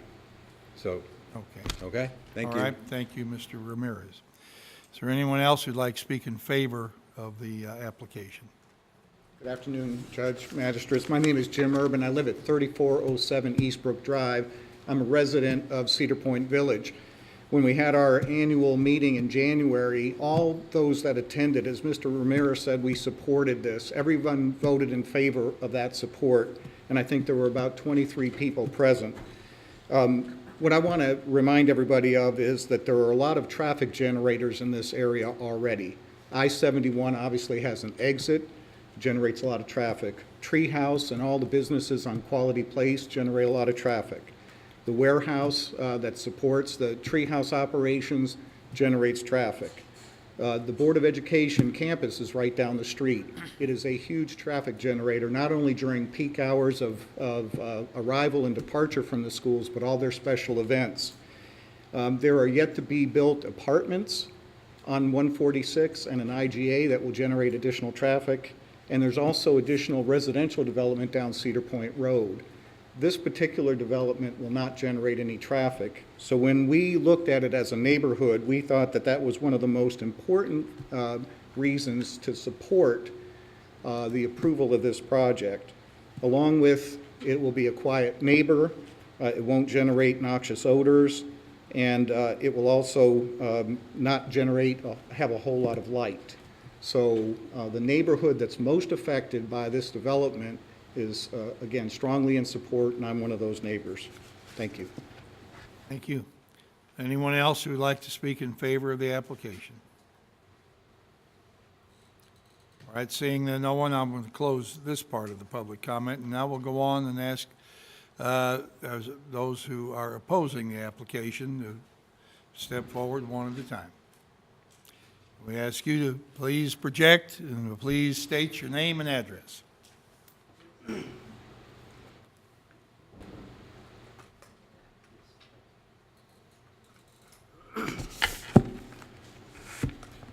thank you. Hi, my name is Nathan Merrill, 4705 Sadler's Mill Road. I have just a short packet for the magistrates in consideration. as well as the applicant himself.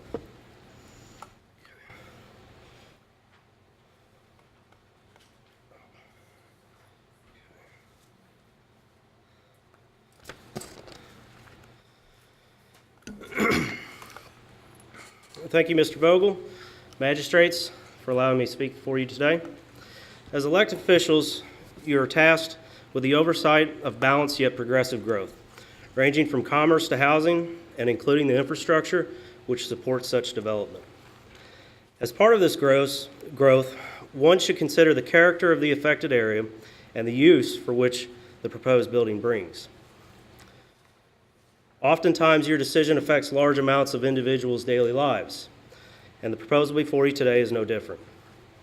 By the end of my presentation, I believe that I will find the map amendment in front of you today, inclusive of the development plan and conditional use permit, are not compatible with the area and not in compliance with Oldham County Comprehensive Plan. According to KRS 100-213, findings necessary for a proposed map amendment states in part, before any map amendment is granted, Fiscal Court must find that the map amendment is in agreement with the adopted comprehensive plan. Or in the absence of such finding, that one or more of the following apply. That the existing classification given to the property is inappropriate and the proposed classification is appropriate. And that there have been major changes of economic, physical, and social nature within the area involved, which were not anticipated in the adopted comprehensive plan and which have substantially altered the basic character of such area. The Oldham County Comprehensive Plan, as part of Outlook 2020, was developed as a guide for land use and development, setting forth various goals and objectives for said guidance. This plan was recently updated in 2014 and passed unanimously by multiple municipalities and departments after a 32-month-long process, which included over 50 public hearings and nearly 40 public and private agencies. As stated, the resulting document shall serve as a guide for public and private actions and decisions to assure the development and preservation of public and private property in the most appropriate manner for the next 5 years and beyond. What's before you today is only the map amendment for the property in question, seeking to amend an I-2 classification to C3 zoning classification. However, as Section 380.030 zoning map amendment process of the Oldham County Comprehensive Zoning Ordinance states in part, the legislative body shall hold a public hearing considering the appropriateness of the proposed amendment of the zoning map and the appropriateness of the development plan for the site in question. So while docket PZ 19005 pertaining to the development plan, conditional use permit of a mini warehouse storage facility, and waiver for lot size is not in front of you, it must be considered in your decision as these aspects are binding to the map amendment in question today. When considering the total package of the proposed development, I believe you will see the map amendment is not in compliance with KRS 100-213. As referenced, the Oldham County Comprehensive Plan was recently updated and adopted in 2014, and in the past 5 years, this area has not seen changes either economic, physical, or social in nature that has substantially altered the basic character of the area. Thus, in part, this part of the statute should be considered moot. In requesting this map amendment, the applicant is citing Buckner's future land use map under the Oldham County Comprehensive Plan as vindication for this change from I-2 to C3 zoning. This proposed zoning classifications, this document in part sets forth future land uses of all parcels of land within the Buckner area, assigning proposed zoning classifications while also designating different appropriateness levels. As defined by the comprehensive plan, these appropriateness levels are in place to help guide future land use and protect property owners from activities or uses that may only be appropriate in certain situations. These different appropriateness levels are characterized as general, limited, and restricted. Under the appropriateness level restricted, the Oldham County Comprehensive Plan states restricted uses should only be allowed in special circumstances, meet specific conditions for approval, and are most likely more appropriate in other future land use areas. So within the proposed C3 zoning classification of the Oldham County Comprehensive Zoning Ordinance, it identifies many permitted and conditional uses. Many warehouses, self-storage facilities are listed as conditional use under light industrial, and as such, require separate approval. Under the proposed commercial classification of the comprehensive plan, it outlines these different land uses, appropriateness levels, and specific criteria applicable to each one. One of the specific criteria set forth for light industrial use within the commercial land use category states, light industrial uses in the commercial future land use area shall not abut residentially zoned or used parcels. The applicant's proposed development does not meet the specific criteria as set forth under the proposed commercial land use category of Buckner's future land use map. Thus, it does not comply with the Oldham County Comprehensive Plan as stated in the applicant's justification statement. Even though Oldham County is mostly residential, suburban, and rural area in character, there are numerous urban areas located within the county. The property in question sits at the forefront of the main traffic and commercial corridor running through Buckner, and as such, significantly contributes to the visual and perceptual quality of life. Within the Oldham County Comprehensive Plan, urban site design addresses multiple aspects when considering potential development and states. Urban land uses are significant contributors to the visual appearance of the county due to the development intensity and proximity to traffic corridors. This section goes on to state, corridors should be designed at a pedestrian scale with easy access to business from sidewalks and bicycle lanes. The visual impact should be minimized by placing parking lots behind businesses or through buffering. Commercial corridors should be located in areas where there is obvious and intelligent connectivity to residential areas. Those connections should be made so that residents do not have to get in a car to safely access the commercial corridors. So what does this mean? An urban land use should be a place of easy access to those surrounding neighborhoods, such as Cedar Point Village and Grand Villa. A place of entertainment on a given night, a place of exercise on a sunny day, or even a place of work.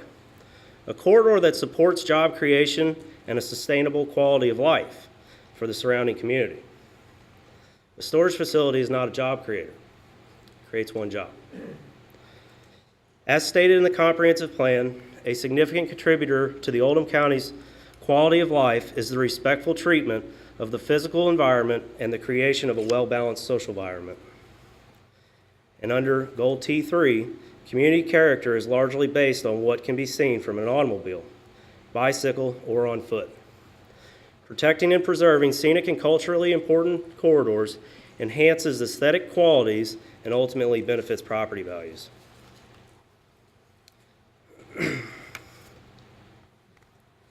I have searched, just a few of them here. I've searched Oldham County's GIS system, putting together a packet of other existing storage facilities just to run through. And this is, I'll just run through a few of them and then I'll hand them to you and you can pick at them as you choose. But this is from Crestwood to LaGrange, showing surrounding zone parcels in an attempt to illustrate the uncommon nature of having a storage facility abut a residentially zoned neighborhood. I do believe the property in question should be developed, but developed with the community's interest in mind.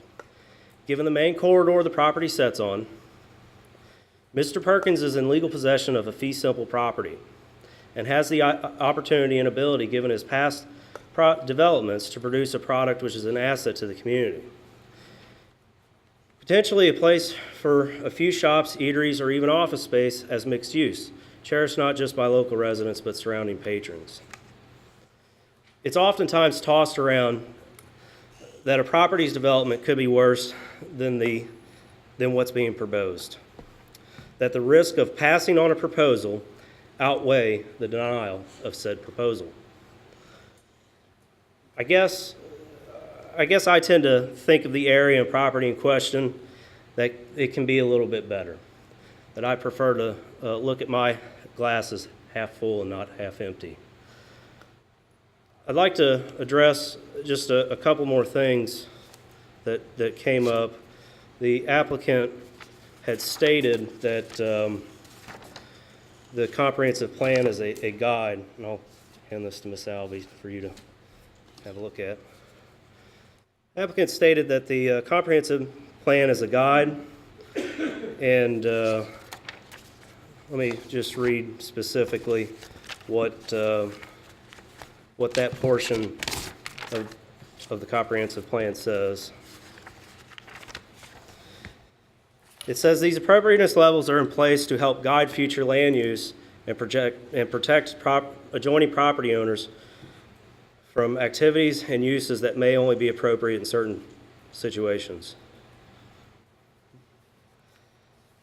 Well, within the same comprehensive plan that the applicant is saying rezoned to C3, and he's saying that the appropriateness levels are only a guide, under future land use of that same comprehensive plan, right above figure 1.1, it reads, the future land use map is intended to be a planning tool that can be used by local officials, citizens, developers, and other interested parties to help guide development in Oldham County.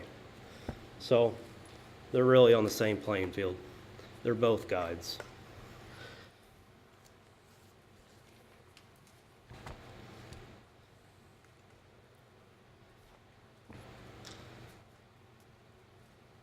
I'll yield to anybody else that wants to speak, and I'll take questions after that.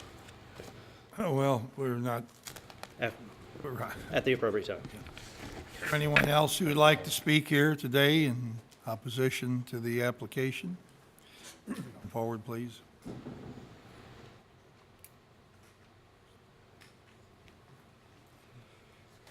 Can you hear me? Try a little bit more, but. Gotcha. And state your name and address, please. Good afternoon. My name is Kevin Durbin. I reside at 1826 Grand Villa Drive. I'm here as an Oldham County resident and as the president of Grand Villa Homeowners Association to represent our 80-plus families and their input on the Buckner Storage project. Personally, I want to say I truly appreciate the opportunity to come and speak and represent them and some of their concerns. A few years back, I'll start with a story. A few years back, we as a community discussed and worked through the RalCorp expansion, which ended up landing me this president's job, by the way. This was on the same parcel of land that we're talking about today. At one point, and with a lot of frustration, understandably, as a resident, I was told that I should have done my due diligence when I bought in Grand Villa and realized the potential of development on that industrial property in the first place. Well, that was a bitter dose of reality, and even though some of the comments were a bit harsh, the facts were painfully true, which was not consoling at the time. Most situations I've experienced are not black and white. We do live in the gray, in the guidelines. And today is another crossroads that affects not just the residents of Cedar Point, Grand Villa, Stonefield Trace, and Buckner, but all of Oldham County for some of the reasons that were stated before. This is not about, from our standpoint, not about the aesthetics of the project, because I think Dan will undoubtedly do a great job with any project, but it's about the nature of and the location of the proposed light industrial storage complex that includes a two-story structure that will be quite visible from some of the from a lot of the residents in Grand Villa as well as Cedar Point. It's It's not just about interpretation, navigating our ordinances, laws, and guidelines, but rather the spirit of the original intent that they were put in place to protect those things that you all do. As leaders, we are charged with being good stewards as well.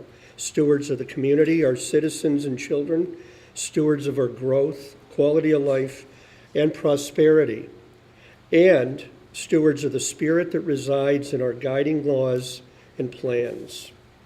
I can empathize with Dan as a businessman and a resident, having been through the Ralcor project. I, like many, did not do my due diligence, and with promising and probably unrealistic expectations, ended up working to compromise and collaborate on the best ultimate solution, which I think turned out pretty well for most of our residents, certainly.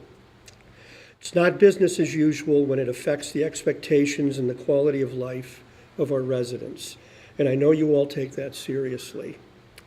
We've come from what was hoped, I believe, to be a beneficial land transaction about 10 years ago, through a 10-year stretch of unrealized development, which we understand, to shoehorning a storage facility project tightly against a residential neighborhood, which we believe contradicts the comprehensive plan and its intent to prevent this from happening. I believe the zoning and plans were already in place when the land was purchased. We would really like to see the more opportunity to explore other viable options and, if any, collaboration with Mason Construction on the development of this site before approving the project, especially in light of our county's comprehensive plan and the concerns of our citizens. Thank you for listening and for your consideration and for the work that you all do for our citizens in the county. I appreciate your public service.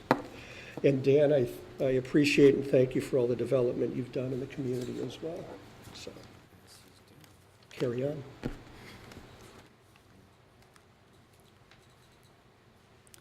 there anyone else who would like to speak in opposition to this application? Seeing no one, I'm going to close that part of our public testimony here today. And we have a testimony and questions of the applicant by those opposing the application. Do either of you have any questions that you'd like to pose the applicant? All right, seeing no one, we'll close that, and I'm going to give the applicant a chance to respond to the questions that were raised or comments made by those in opposition. We have 10 minutes for this.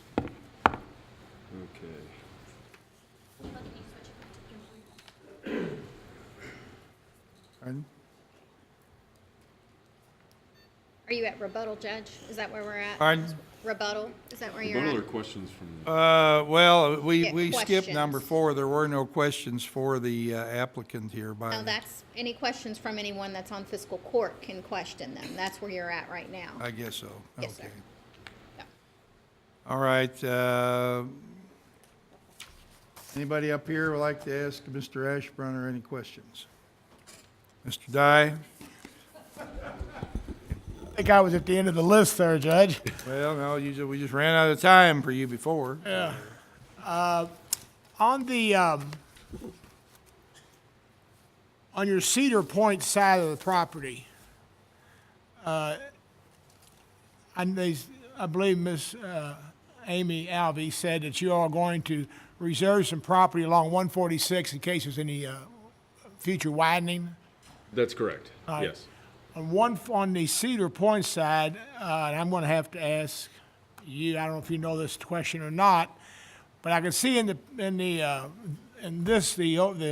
what you gave us and what you put up there, that right turn lane coming out of Cedar Point onto 146. Is that a properly designed and installed right turn lane? Or somebody just said the road's wide enough, we'll stick a right turn lane in there? That Left turn lane, I'm sorry. That was designed by the state and striped by the state, so I can't speak to what specifications it was done, but I would assume that it was done correctly. Okay, oh, that's, the question was about the state. So in other words, there would be no need to give up any property on the development side of the road. On the Cedar Point side? Yeah. Correct. Now, I couldn't tell from what, like over here on the far side from where I'm sitting, This side? the entrance Yes, sir. onto the property, when you pull in, when you make the right, is it a hard right into the property, or is it more like a general, like an aproned area? There's an aproned area there. Hold on just a second. Hold on.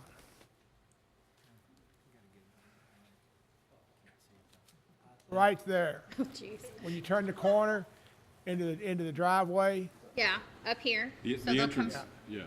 So in other words, there's not just a gate there, you have to pull in where you'll be off the roadway. To here. And what's the distance on the gate to clear the roadway? I might, hang on one second, I'll tell you. How many? About 120 feet. Oh, you won. About 120 feet before you would run into any obstruction. I mean, what's the distance from there off to the gate? Now, when you get, how much road you got from the gate to the roadway is what I want to know. Well, that's what I'm trying to answer, sir. Okay. If you, this photo will give you a good idea. All of that area where you see vehicles, you see the white vehicle there on the left and the vehicle that's parked by the office, all of that area is not controlled in the sense that you can pull right in and you're pulling into a parking lot. The gated area really starts, It's kind of hard to see, Bob. Right here. yeah, Where's the gate? right, Right here. right there. See where Amy's finger is? This is Cedar Point Road, so you come all the way into the gated area. Okay, that's what I want to know. That's good. Yeah, there's a, I was concerned about when people pull in, they're pulling a trailer or something, and then you're going to be hanging out in the road and the potential of an accident, No. causing an accident. I'm certain that the state would not have allowed that. Yeah, well, there again. Yeah. And the other question I've got is, it's been referred to twice, this number 6 statement here. Yes. It says, light industrial uses in commercial future land use areas shall not but residential zoned use partials. You're going to have to explain to me, why has there been so much attention to that? It looks like to me the property's already, The property is zoned today heavy industrial. Just, and just to, give you an idea, heavy industrial is about as intense a zoning district as you have. I-2 is heavy industrial. Yes. Okay? In the county. So in I-2, for instance, you could operate, I know in our presentation, we showed you that very small area where you could have a building. Right. But you could operate a garage. Some of the uses that, I don't know if they would be accommodated in the yards, as I showed you, the yards for industrial use essentially eat up the entire property. But I-2 is heavy industrial. It's lumberyard industrial. It's about as heavy as you have. So with regard to Statement 6, the entire comp plan is a guide, as I said at the very beginning of our presentation, and as Magistrate Tice brought up. And as even the opposition brought up, about the whole thing is a guide. Right, I understand. And as I told you, I've not seen another comprehensive plan that had a shall statement in it, or a shall not statement in it. And I think you have to read that statement in the context of these appropriateness levels are in place to help guide future land use. So- not to strictly prohibit future land uses, but to guide.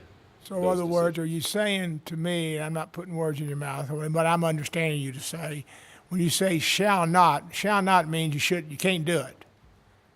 You may want to do it, but you can't do it, right? You shall not do that. Much like my mom used to say, you shall not do that again. All right. Well, does that say to you or say to me that what you want to do is it stepping beyond that shall not? No. And I'll tell you why. Okay. The statement above it when the discussion of appropriateness levels begins, it says these appropriateness levels are in place to help guide future land use and protect adjoining property owners from activities or uses that may only be appropriate in certain situations, which essentially says we need to take a second look at uses depending on their appropriateness level. Now here, not only do you have our statements about traffic, light, and noise, which are the big three things that occur off-site, and drainage, but you have the directly adjacent property owners stating, we support the proposal that's before you. I'll tell you, I've done this a long time. It is rare that you have the directly adjacent neighborhood support a zoning application. So when you talk about, you know, who we're trying to protect here, protect adjoining property owners from activities or uses which may only be appropriate in certain situations. The adjoining property owners support the application. And then when it goes on to state restricted uses should only be allowed in special circumstances. Well, here I would say that this is a special circumstance. The subject property is already zoned heavy industrial. Both opponents who spoke to you earlier spoke about the desire to see a different kind of commercial use. One said, I would prefer to have shops and things I can walk to. The other said, you know, we would just like to have something else.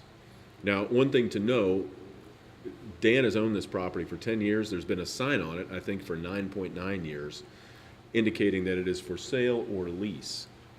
There is no commercial proposal that has been put forward on this property that's going to succeed or going to be successful. If one was coming, it would have by now. Okay, that is a relevant I don't necessarily statement. agree with that statement, but go ahead. Okay, so the special circumstances that exist, number one, are the fact that the site is zoned heavy industrial and is not appropriate for an industrial use. Number two, that another commercial use hasn't shown up. Number three, that the directly adjoining property owners support the application. It further says meet specific conditions for approval. The applicant and the property owner before you today has shown you that it is not developing the site to the extent that it could otherwise be developed. You remember the exhibit with all the red space on it. All that red space was setbacks that exceed the required setbacks. And it's a use that is, as I said, it is quieter, it is darker, it is a lower traffic generator than any other commercial use. All of those things, I believe that the fiscal court can consider as special circumstances to support the zone change and the development plan we're asking. Well, that's my whole point. There's between the word where it says shall not, and then these appropriatenesses that you're talking about, all these other things you said, there's a lot of ambiguity there. If you vote for the shall, if you're thinking on the shall not side, then all those things don't mean anything, correct? And if you're thinking about all the reasons of the appropriateness, then the shall not statement is not correct, correct? I think I've got to go back to what Kentucky courts have said about comprehensive plans. They are guides, not straitjackets. I get they are that. designed to guide decisions. But I they think are not designed to contain absolute prohibitions. I get that. But it looks like to me, in my opinion, my hands are a little tied here. If I go one way, I think I'm not doing right, and I go the other way, I think. The part that bothers me is the shall not part. If it said shall not except for these things, I could get. But it doesn't say it shall not do that. I'm not trying to be a hard case here, but I mean, I just think that all the other things that you brought out, they're all great things of setbacks and all this and the drainage and traffic and blah, blah, blah. But it says on there, shall not. I think, you know, that is the position that's been put forward by the opposition. And the opposition's Well, I'm not playing the opposition side of your side. I'm looking at what that piece of paper says. I understand. And I think that if you believe that a light industrial use should not be located adjacent to Cedar Point, first, you're in contradiction to what the folks in Cedar Point would like to see. But secondly, approving this zone change will increase the chances that a non-industrial use ultimately ends up on the subject property. If you do not approve the zone change, the subject property will remain heavy industrial, okay? And there will be no commercial use of the property based on the exhibit that I showed you, that the industrial setbacks eat up almost the entire site. So I think that we have demonstrated that the use does not adversely impact the community in any way. We have, as I said, in a rare case, the adjoining residential property owners' support. But even if you throw all of that away and you didn't have a plan before you, I think reading the provision that you read, Magistrate, you would have to support the zone change, because the zone change is from industrial to commercial. Well, I think I shall not. Well, I did my best. Because of what it says. My hands are tied. I'm sorry. I don't think they are. All right, Yes, the sir. Magistrate Harrison. Yes, couple things. You've not used the term downzoning, and I think we're fairly familiar with that. Yes. But that's what you're doing, right? That's correct. I mean, absolutely, it's downzoning from I-2 to anything commercial. It is downzoning. I have not used that term, but it Yeah. is a downzoning, and I think right. it is Are in you accordance familiar with with the what future the land use plan. notice requirements are for a zoning map amendment here in Oldham County? Yes, sir. You know, can you or Amy tell me what they are? 500 feet Yeah. from all property lines. So anyone that was within 500 feet of the property line of that 2.98 acres was notified of the meeting. That's a mandatory notice requirement, Correct. That's correct. 500 feet. Correct. Yes. How far is Grand Villa from this? I'm not sure. More than 1,000 feet? 500 More than feet because 500 they were feet, not part of the notification. Do you have a map that even shows where Sadler's Mill Road is? Can I have the screen back? You can't get to Sadler's Mill Road directly from this development. No, I don't think we can, but I wanted to pull up an aerial to show you.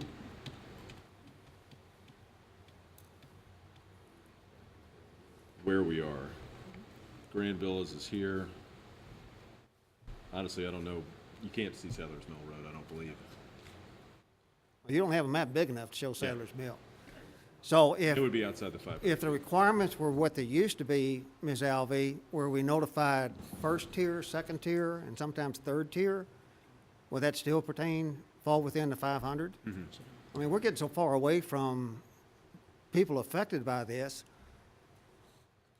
Correct. KRS requires just the 500 feet, and that's also in our zoning ordinance, that it's the 500 feet. It doesn't necessarily say second tier, it's first tier, and those adjoining within 500 feet. And first tier means what? Adjoining, touching and Which across the could be street. across the road. Yes, sir. Yes, sir. All right, then, since I can get good answers here. KRS 100-213's been brought up more than once. Yes, sir. Can you tell us exactly what that means and how it pertains to the responsibility of fiscal court? We are not the planning commission, we're fiscal court, and I thought we had some confines within which we were supposed to consider zoning map amendments.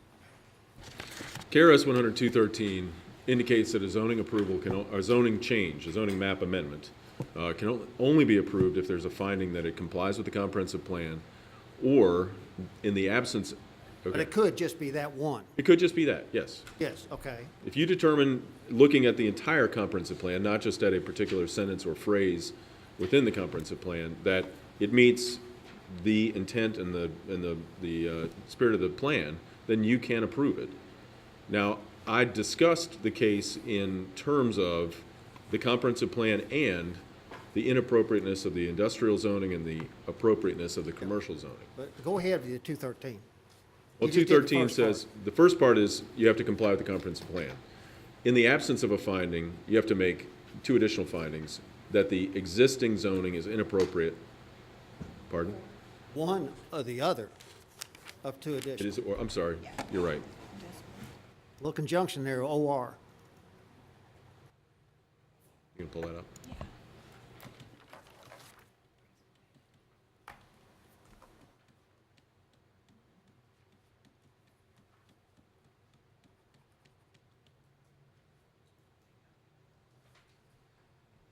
So, that the existing zoning classification given to the property is inappropriate and that the proposed zoning classification is appropriate. And then B would be that there have been major changes of an economic, physical, or social nature, but that's, But you need to go to the sentence before that. Yeah. Where it says the absence of such finding that one or more. It's only one of the following would have to be. that's correct. But you may have had a grand slam here where you're touching on all three of them, I think. Well, I think that I believe the application to be in compliance with the comprehensive plan. I think that's what the Planning Commission found. I think the staff review is consistent with the Planning Commission's 11-0 vote. But even in the absence of that finding, I don't believe it is intellectually honest to argue that heavy industrial zoning is more appropriate than commercial zoning on this property adjacent to residential. Yes, sir. I'm sorry. Yes, I'd like to address that point number 6 that everybody keeps reading and talking about. It says light industrial uses in the commercial future land use area shall not abut residential zone or used parcels. It does not say C3 commercial uses in the commercial future land shall not abut residential lots. So I think it's telling us that light industrial shall not abut. It doesn't say C3 commercial shall not abut. That's right. Thanks. You say that one more, say that again. I was trying to. Sorry, Sheila. You're saying that the commercial. It says light industrial uses shall not abut residential. It doesn't say C3 commercial uses shall not abut residential. Can I clarify, Judge? Yes, ma'am. Okay, so in the C3 zoning district, it's broken down into subcategories. So what the opposition was speaking of is that in C3, under conditional uses, you have commercial classification, you have health services, and then you have light industrial. So that's what the opposition is saying, is that because many warehouses are listed as a light industrial use in the C3 zoning classification, that's why it shouldn't be allowed. But it doesn't say in the comp plan that you can't have a permitted I-2 next to the residential. So just as a point of order, we are reviewing the comp plan as we speak, and this is one of the topics because it doesn't make sense and fit in. Because why would you allow to have heavy industrial next to it, but not light industrial? So staff is going to look into that as part of our revisions. May I address one of your questions, Magistrate Harrison, dealt with notice. We did provide the required notice of the Planning Commission meeting, but we held 2 neighborhood meetings, and at one, we invited not only people within the notice boundary, but the heads of area HOAs. So Grand Villas was included in that, and Stonefield Trace as well. Right, I understand. I'm not questioning what you did. I'm just questioning the fact that we're listening to people way, way outside of the immediate area. Well, To me, the I relevant happen to testimony came agree from with the you. gentleman who's head of the homeowners association. I'm like you, that's rare Yeah. to find somebody who would agree to a zoning change like this. If you're good with it, I'm good with it. All right. Anybody else would like to question the applicant at this point?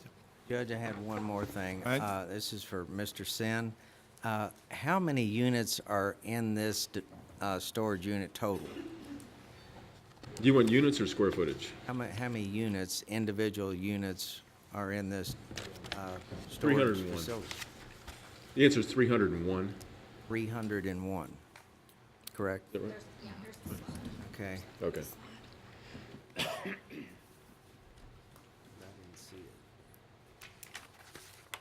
There you go. 157 and 144 plus 144. It's a 157. total of about, in terms of the storage building, it's about 47,810 square feet proposed. Okay, but as far as traffic goes, if I recall from traffic studies, I think there's only 1.5 visits per month per unit. So that would only be Sounds about right. 450 visits divided by 30 is only 15 cars a day is the only traffic that would be generated here in this development. Yeah. That's consistent with what I understand from other operators as well. Are there any, okay, do you have a question here, Magistrate? All right. Okay, so regarding your renderings that you showed us a lot of the landscaping. What kind of specific, to address the concern about the look of the corridor, could you tell me specifically what kind of siding and is part of that facade? Are those the real rocks? Is it the siding rocks? I'm just interested to know how it's going to look if this goes through. Would it be appropriate to have Dan answer that question? Sure. Okay. Okay. That'll help determine for me. I'm Dan Perkins with Mason Construction and Development. Speak up, Dan. Hey, Judge. I'm Dan Perkins with Mason Construction and Development, 151 Rest Cottage Lane, Pee Wee Valley, Kentucky. The outside building products that are going to be on here are going to be exactly or very similar, maybe not the same maker, but it's going to be cement siding, and it'll have a brick skirt all the way around the bottom of the buildings. And if you can see the middle building where the guy in a white shirt is standing, the end of that building that you see from Cedar Point Road will also have that brick skirt on it, and then the brick pilasters on each side with the siding going between the two pilasters, and then from the pilaster out to the end of the building. So we're covering what are the metal sides of the building, and from any view from Highway 146, Cedar Point Road, and also the back of the Cedar Point Village houses. Will that be real brick or faux brick? It's going to be a product that's, we're not sure yet. It might be real brick, but we had a sample. I didn't bring the sample with me today, the Planning and Zoning Committee, and you can't even tell it. It's a product that actually, that is applied to the metal studs on the building, and it would have like a sill on top of it, and then the siding would take off top of that, flashed and take off top of that. So it's a very similar look to brick. You can't even hardly tell it unless you're looking down the side of it. And see So the faux thickness of brick? it. Okay. Thank you. It could be real brick. We haven't run the numbers on it yet. This product's very high. You see it a lot on like big high-rise buildings, like in downtown areas and so forth. They apply it to the sides of the buildings. So. Thank you. All right, I haven't given the fiscal court members an opportunity. Would any members like to question any of those in opposition to the application?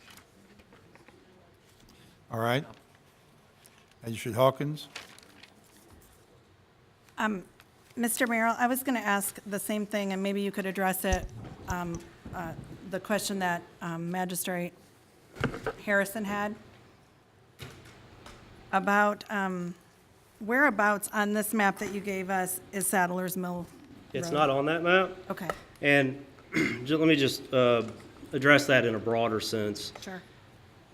Oftentimes, developers' projects affect more than the adjoining residents.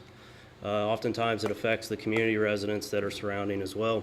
I do live next to Oldham County Country Club on Sadler's Mill Road.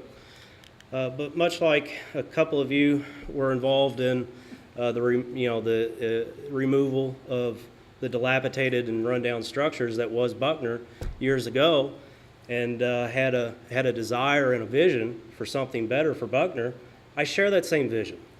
I don't know that I should necessarily have to live next to this facility to have input.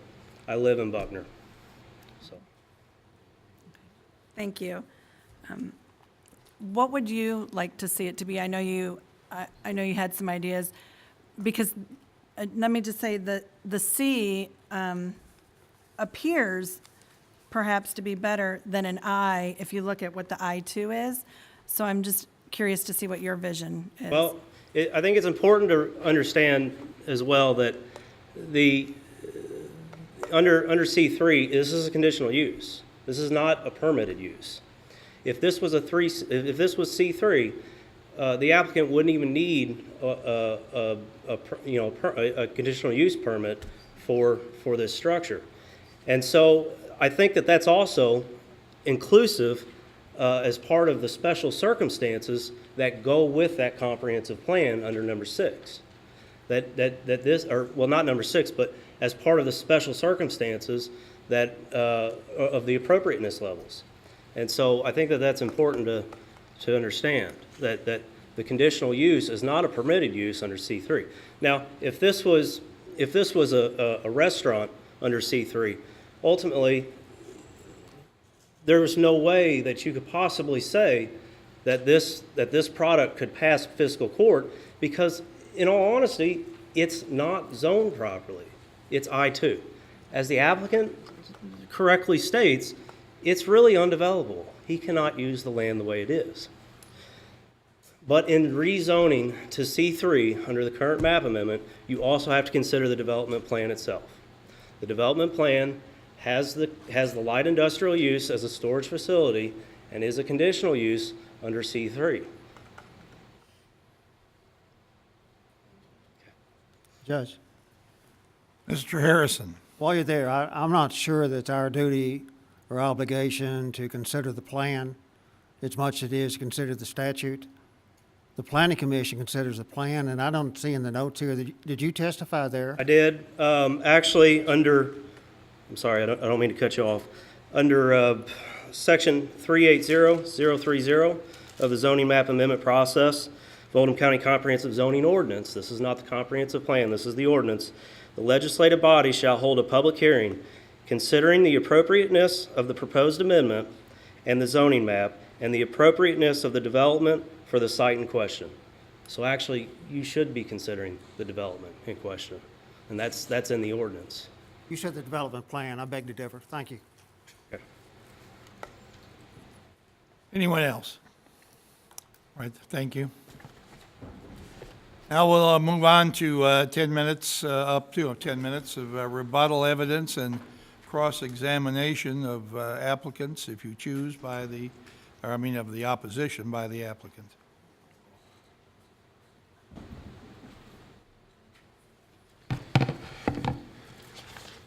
Thank you, Judge. I mean, if you want to make your, I think we could probably make our summary arguments at this point. I mean, rather than, That's you what I was know, gonna do. going round and round the barn here. you know. Okay. I don't think I need to cross-examine anybody in opposition. I think everybody's position is pretty well known. All right, well, why don't we, do you want to make any final statements, Mr. Merrill or Mr. Durbin? Or do you feel like you've said what you want to say?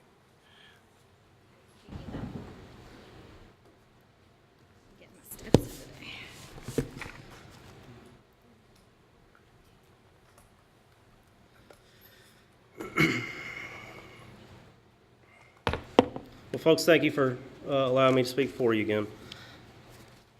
You know, as I stated before, this development doesn't just affect the residents of Cedar Point Village or even Granville.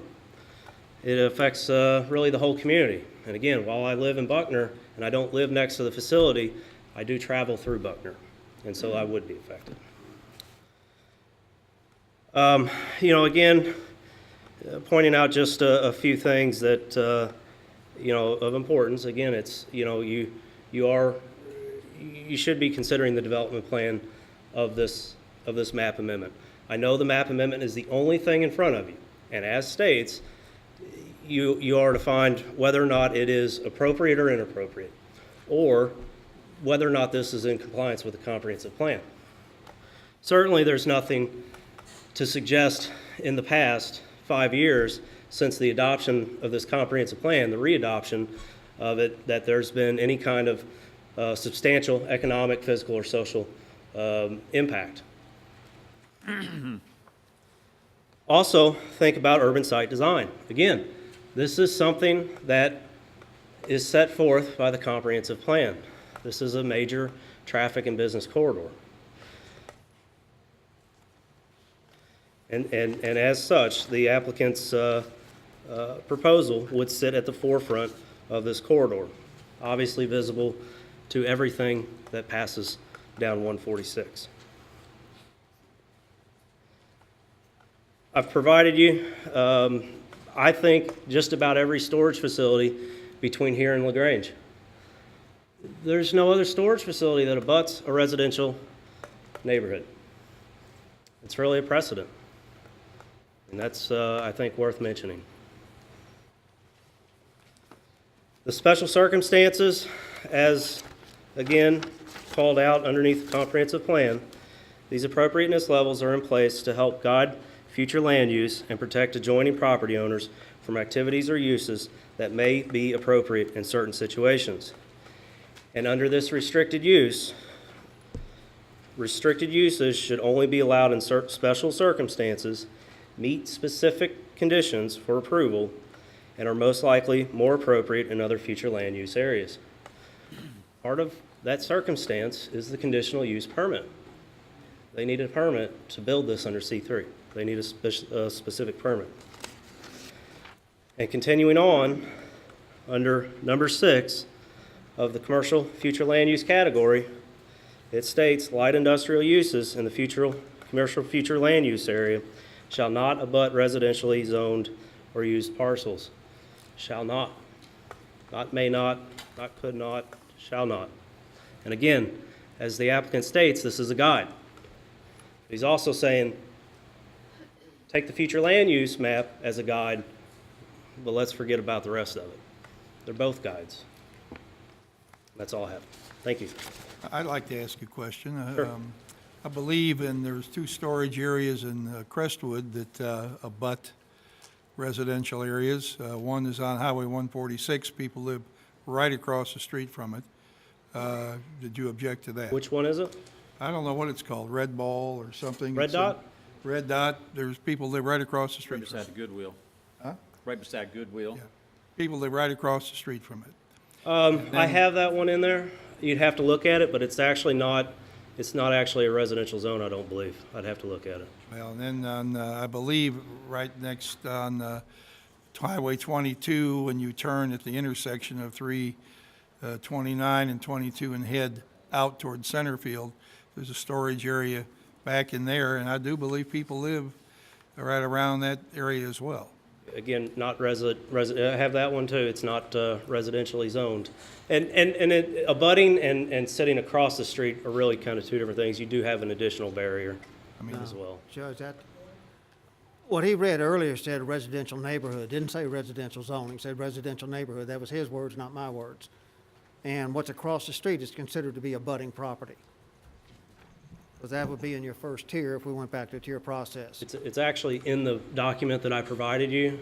It specifically states what the comprehensive plan states, and it's residentially used or zoned parcels. It's under number 6. Judge, I think those things he's talking about is at that end of the bench. I don't know who's got them, but What's that? those ones he had, it had the samples of, Well, we other- passed them around here. I don't know what happened. no, I think no, they were up here. They went back down that way. You want. And just as a comment, would you, these are mini storage proposal.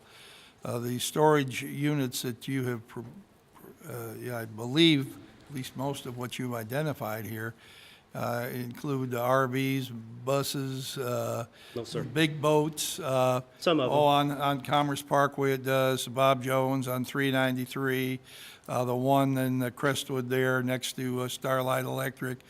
These all handle much larger types of storage than would be impossible to store on that particular property. They're all there. They're all there between Crestwood and LaGrange, and some of them are mini storage.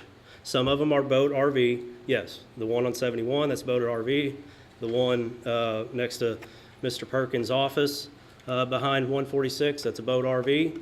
But you have Red Dot in LaGrange, you have Red Dot in Crestwood, you've got Ballard as well.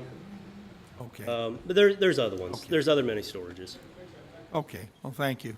Judge, Anything else?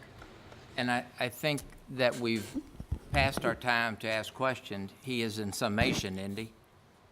He In was summation. finished when I asked him some questions.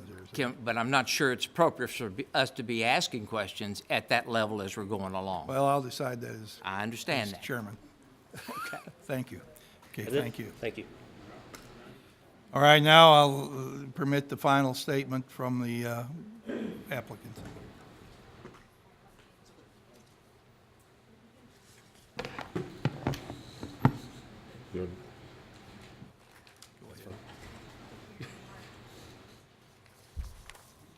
Are we gonna, No, she's asking me for after we're finished here, I believe. oh, I'm sorry. The next, we may take a short recess, although I know there's a couple of people who've been waiting a long time and will be distressed to hear that, so it'd be a very short recess. Well, thank you all for taking the time and hearing from us and from the opposition today about the proposal that's before you. I think that we have demonstrated, as we demonstrated to the Planning Commission, that the proposal complies with the comprehensive plan. I think even beyond its compliance with the comprehensive plan, we've met sort of a planning smell test in the sense that we've gotten to the point where the directly adjoining residential owners are in support of the zone change and the plan. And I think that that is a relevant consideration for you when you consider if there are special circumstances that apply to the property. You know, as I said before, I've done this for a while now, and I've handled lots and lots of neighborhood meetings. And in almost every neighborhood meeting, somebody will raise their hand at some point and say, would you want this next to your house? Would you want whatever I'm talking about? Would you want this subdivision? Would you want an apartment complex? Would you want a retail center? Or would you want a proposal like this next to your house? And sometimes I say yes, sometimes I say no. Here, absolutely, because this is a quiet, low traffic generating, low odor, low noise sort of use. And if you ask the people who are right next door, they're in support. So I think that's another important consideration for you. Last, and I think this is important when you consider the community's needs, the community, what you're going to see on 146. This is a design that is very residential, as you can see on the slide behind you, or maybe on your monitors in front of you. This proposal is designed to mimic Cedar Point, mimic the buildings around it, and really fit in where it is. What doesn't fit in is the existing situation. The existing situation of having a heavy industrially zoned property right on 146, directly adjacent to single-family residential. That's what doesn't fit here. What does fit here is the use that you have before you, designed as it is, with the additional landscaping, with the minimal amount of traffic, and obviously with the right-of-way that's being provided for 146. All in all, this is a net plus for the community. I think that's demonstrated through our compliance with the comprehensive plan. It's demonstrated through the Planning Commission's 11-0 vote. And I would ask that you agree with your commission and support the zone change. Thank you very much. All right, Mr. Ashburner, thank you. All right, at this point, the public hearing will be closed. Is there a motion here to approve this ordinance related to a change in the Oldham County zoning map, rezoning 2.9 acres of tract located at the intersection of Kentucky 1817, Cedar Point Road, and West Highway 146 in Buckner, rezoning from existing I-2 heavy industrial zoning to C3 commercial general business district classification? Is there a motion in that to do that? Mr. Greenwell. Judge, I will make a motion to approve ordinance number KOC 19-920-516,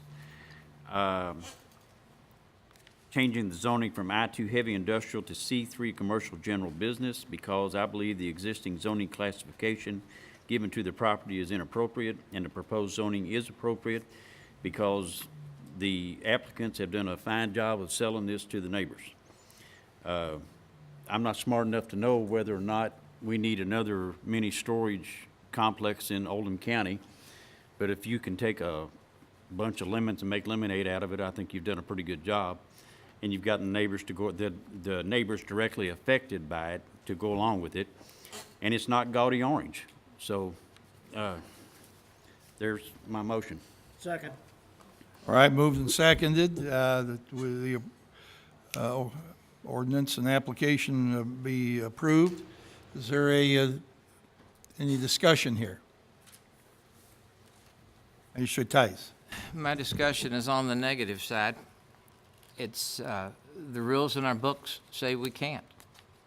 And anytime that we ignore that rule and look beside it because we don't like what we're doing, I think puts us in jeopardy.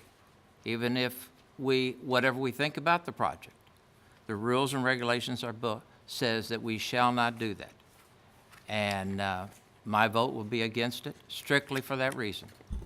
And I just don't think at this point in the game, it's our position to change the rules. You can't do that. I don't think it's Magistrate Harrison. appropriate. Thank you, Judge. I challenge anybody here to get out their phone, whatever they want to do a Google search on, and try to find the definitive differences between the word shall, should, may, will, can, because you're going to find in different references, they're similar, depending on the use of them. So to get hung up on that one word and maybe it's a mistake, I don't know, but you can find sources that will tell you shall is the same as may, and may is the same as shall, they're interchangeable. Should comes out of the word shall, but should is permissive, I think. But to say that we're out of line, out of order, or doing something illegal because of a word shall, I don't think shall is that clearly defined, because I looked it up sitting here and it's not. Thank you. And if Albert's correct on that, then as planning and zoning makes the decisions forward, then that word will now have no longer effect to it. Anybody else like to, Magistrate Hawkins? Amy, could you please define the word abut for me? Does it include across the street? I'm sorry. I don't think we have a definition in here that says abut. Let me look in our definition section. No, there's not a definition for abut. Are you questioning about notification? Right. I'm not talking about notification, I'm talking about 6, yeah. Okay. I didn't bring the planner's dictionary up, so I Sorry. can't tell Sorry you to if I put you know on that the in spot. advance. I could've. Road separates the two properties. It's my property, but your property, and you live across. We do that for notification purposes, so we would say, yes, that is an abutting property, but if the setback would be only if they touch.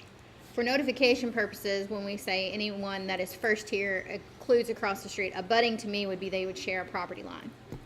But that's my interpretation, not what the planner's dictionary says. So I can go get that if you take a break, if you really need to know, but that doesn't really have any purview over the decision. Magistrate Greenwell. Thank you, Judge. I've voted against the Planning Commission before, against their recommendations, and was soundly chastised because of it, but that's my prerogative. In this case, I'd like to note that they voted 10-1 in favor of this. 11-1, 11 to no. 11, okay, I'm sorry, 11, okay. Anybody else? Yes, sir. Magistrate Harrison? If it's not inappropriate, I have a question for the county attorney. I'll do that. If he could remind us what is I meant guess by. you can, but, Well, what I'd like to ask him, if he could tell us again what ex parte information is. ex parte, Ex parte information is information you receive apart from a public hearing that has to do with that public hearing. All right, then if we have magistrates sitting on the panel who do indeed, and I'm not saying they do, but if they do have ex parte information about this particular case, should they be voting on it or should they recuse themselves? Can I think we've been down this road before. Yeah, they can This vote on it. judge, this body is a legislative and representative at the same time. And it is, ex parte would not necessarily impact this body. I mean, we try to follow the rules. We're here to use our own good judgment as to what we think the issues are before us. And so I know where you're going with that, Magistrate Harrison.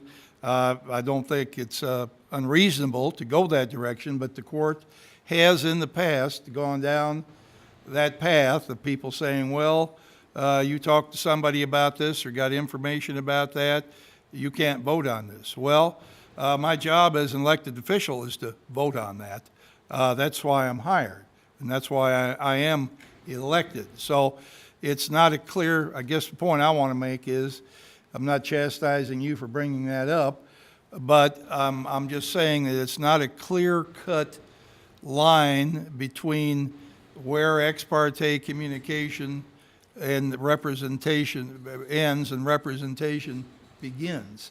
It's two sides of the same coin, and so I want to bring that up because we've been down that before. Should a person have talked to somebody about it? Well, how do you get information about something?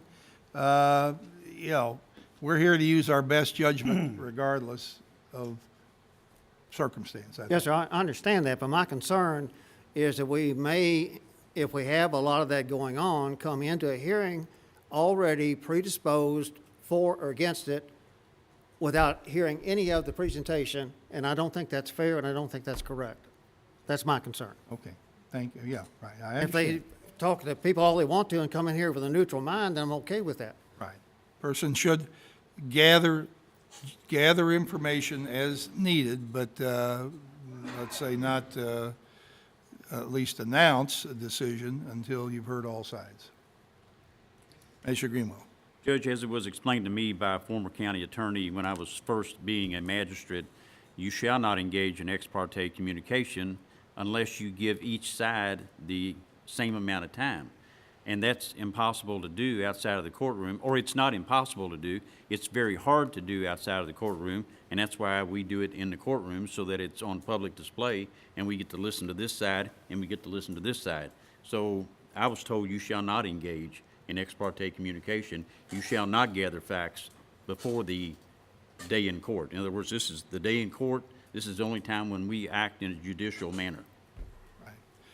And I agree with what you're saying, and certainly do not intend to offer any kind of a rebuttal to that, other than to say that in a perfect world, things could be like that, but all of us have been aware probably that some issue about this was coming down the pike from Planning Commission and other issues that, or other potential attempts to use the property. So we're not don't actually live in a vacuum where we don't know anything goes on outside of this room. We do. We have to be fair to our constituents and our representative responsibilities, and I think we're all trying to do that. So thank you for what you've said. Is there anybody else who would like to make any comments on this? All right, seeing none, I'll ask the clerk to take a roll call vote, please.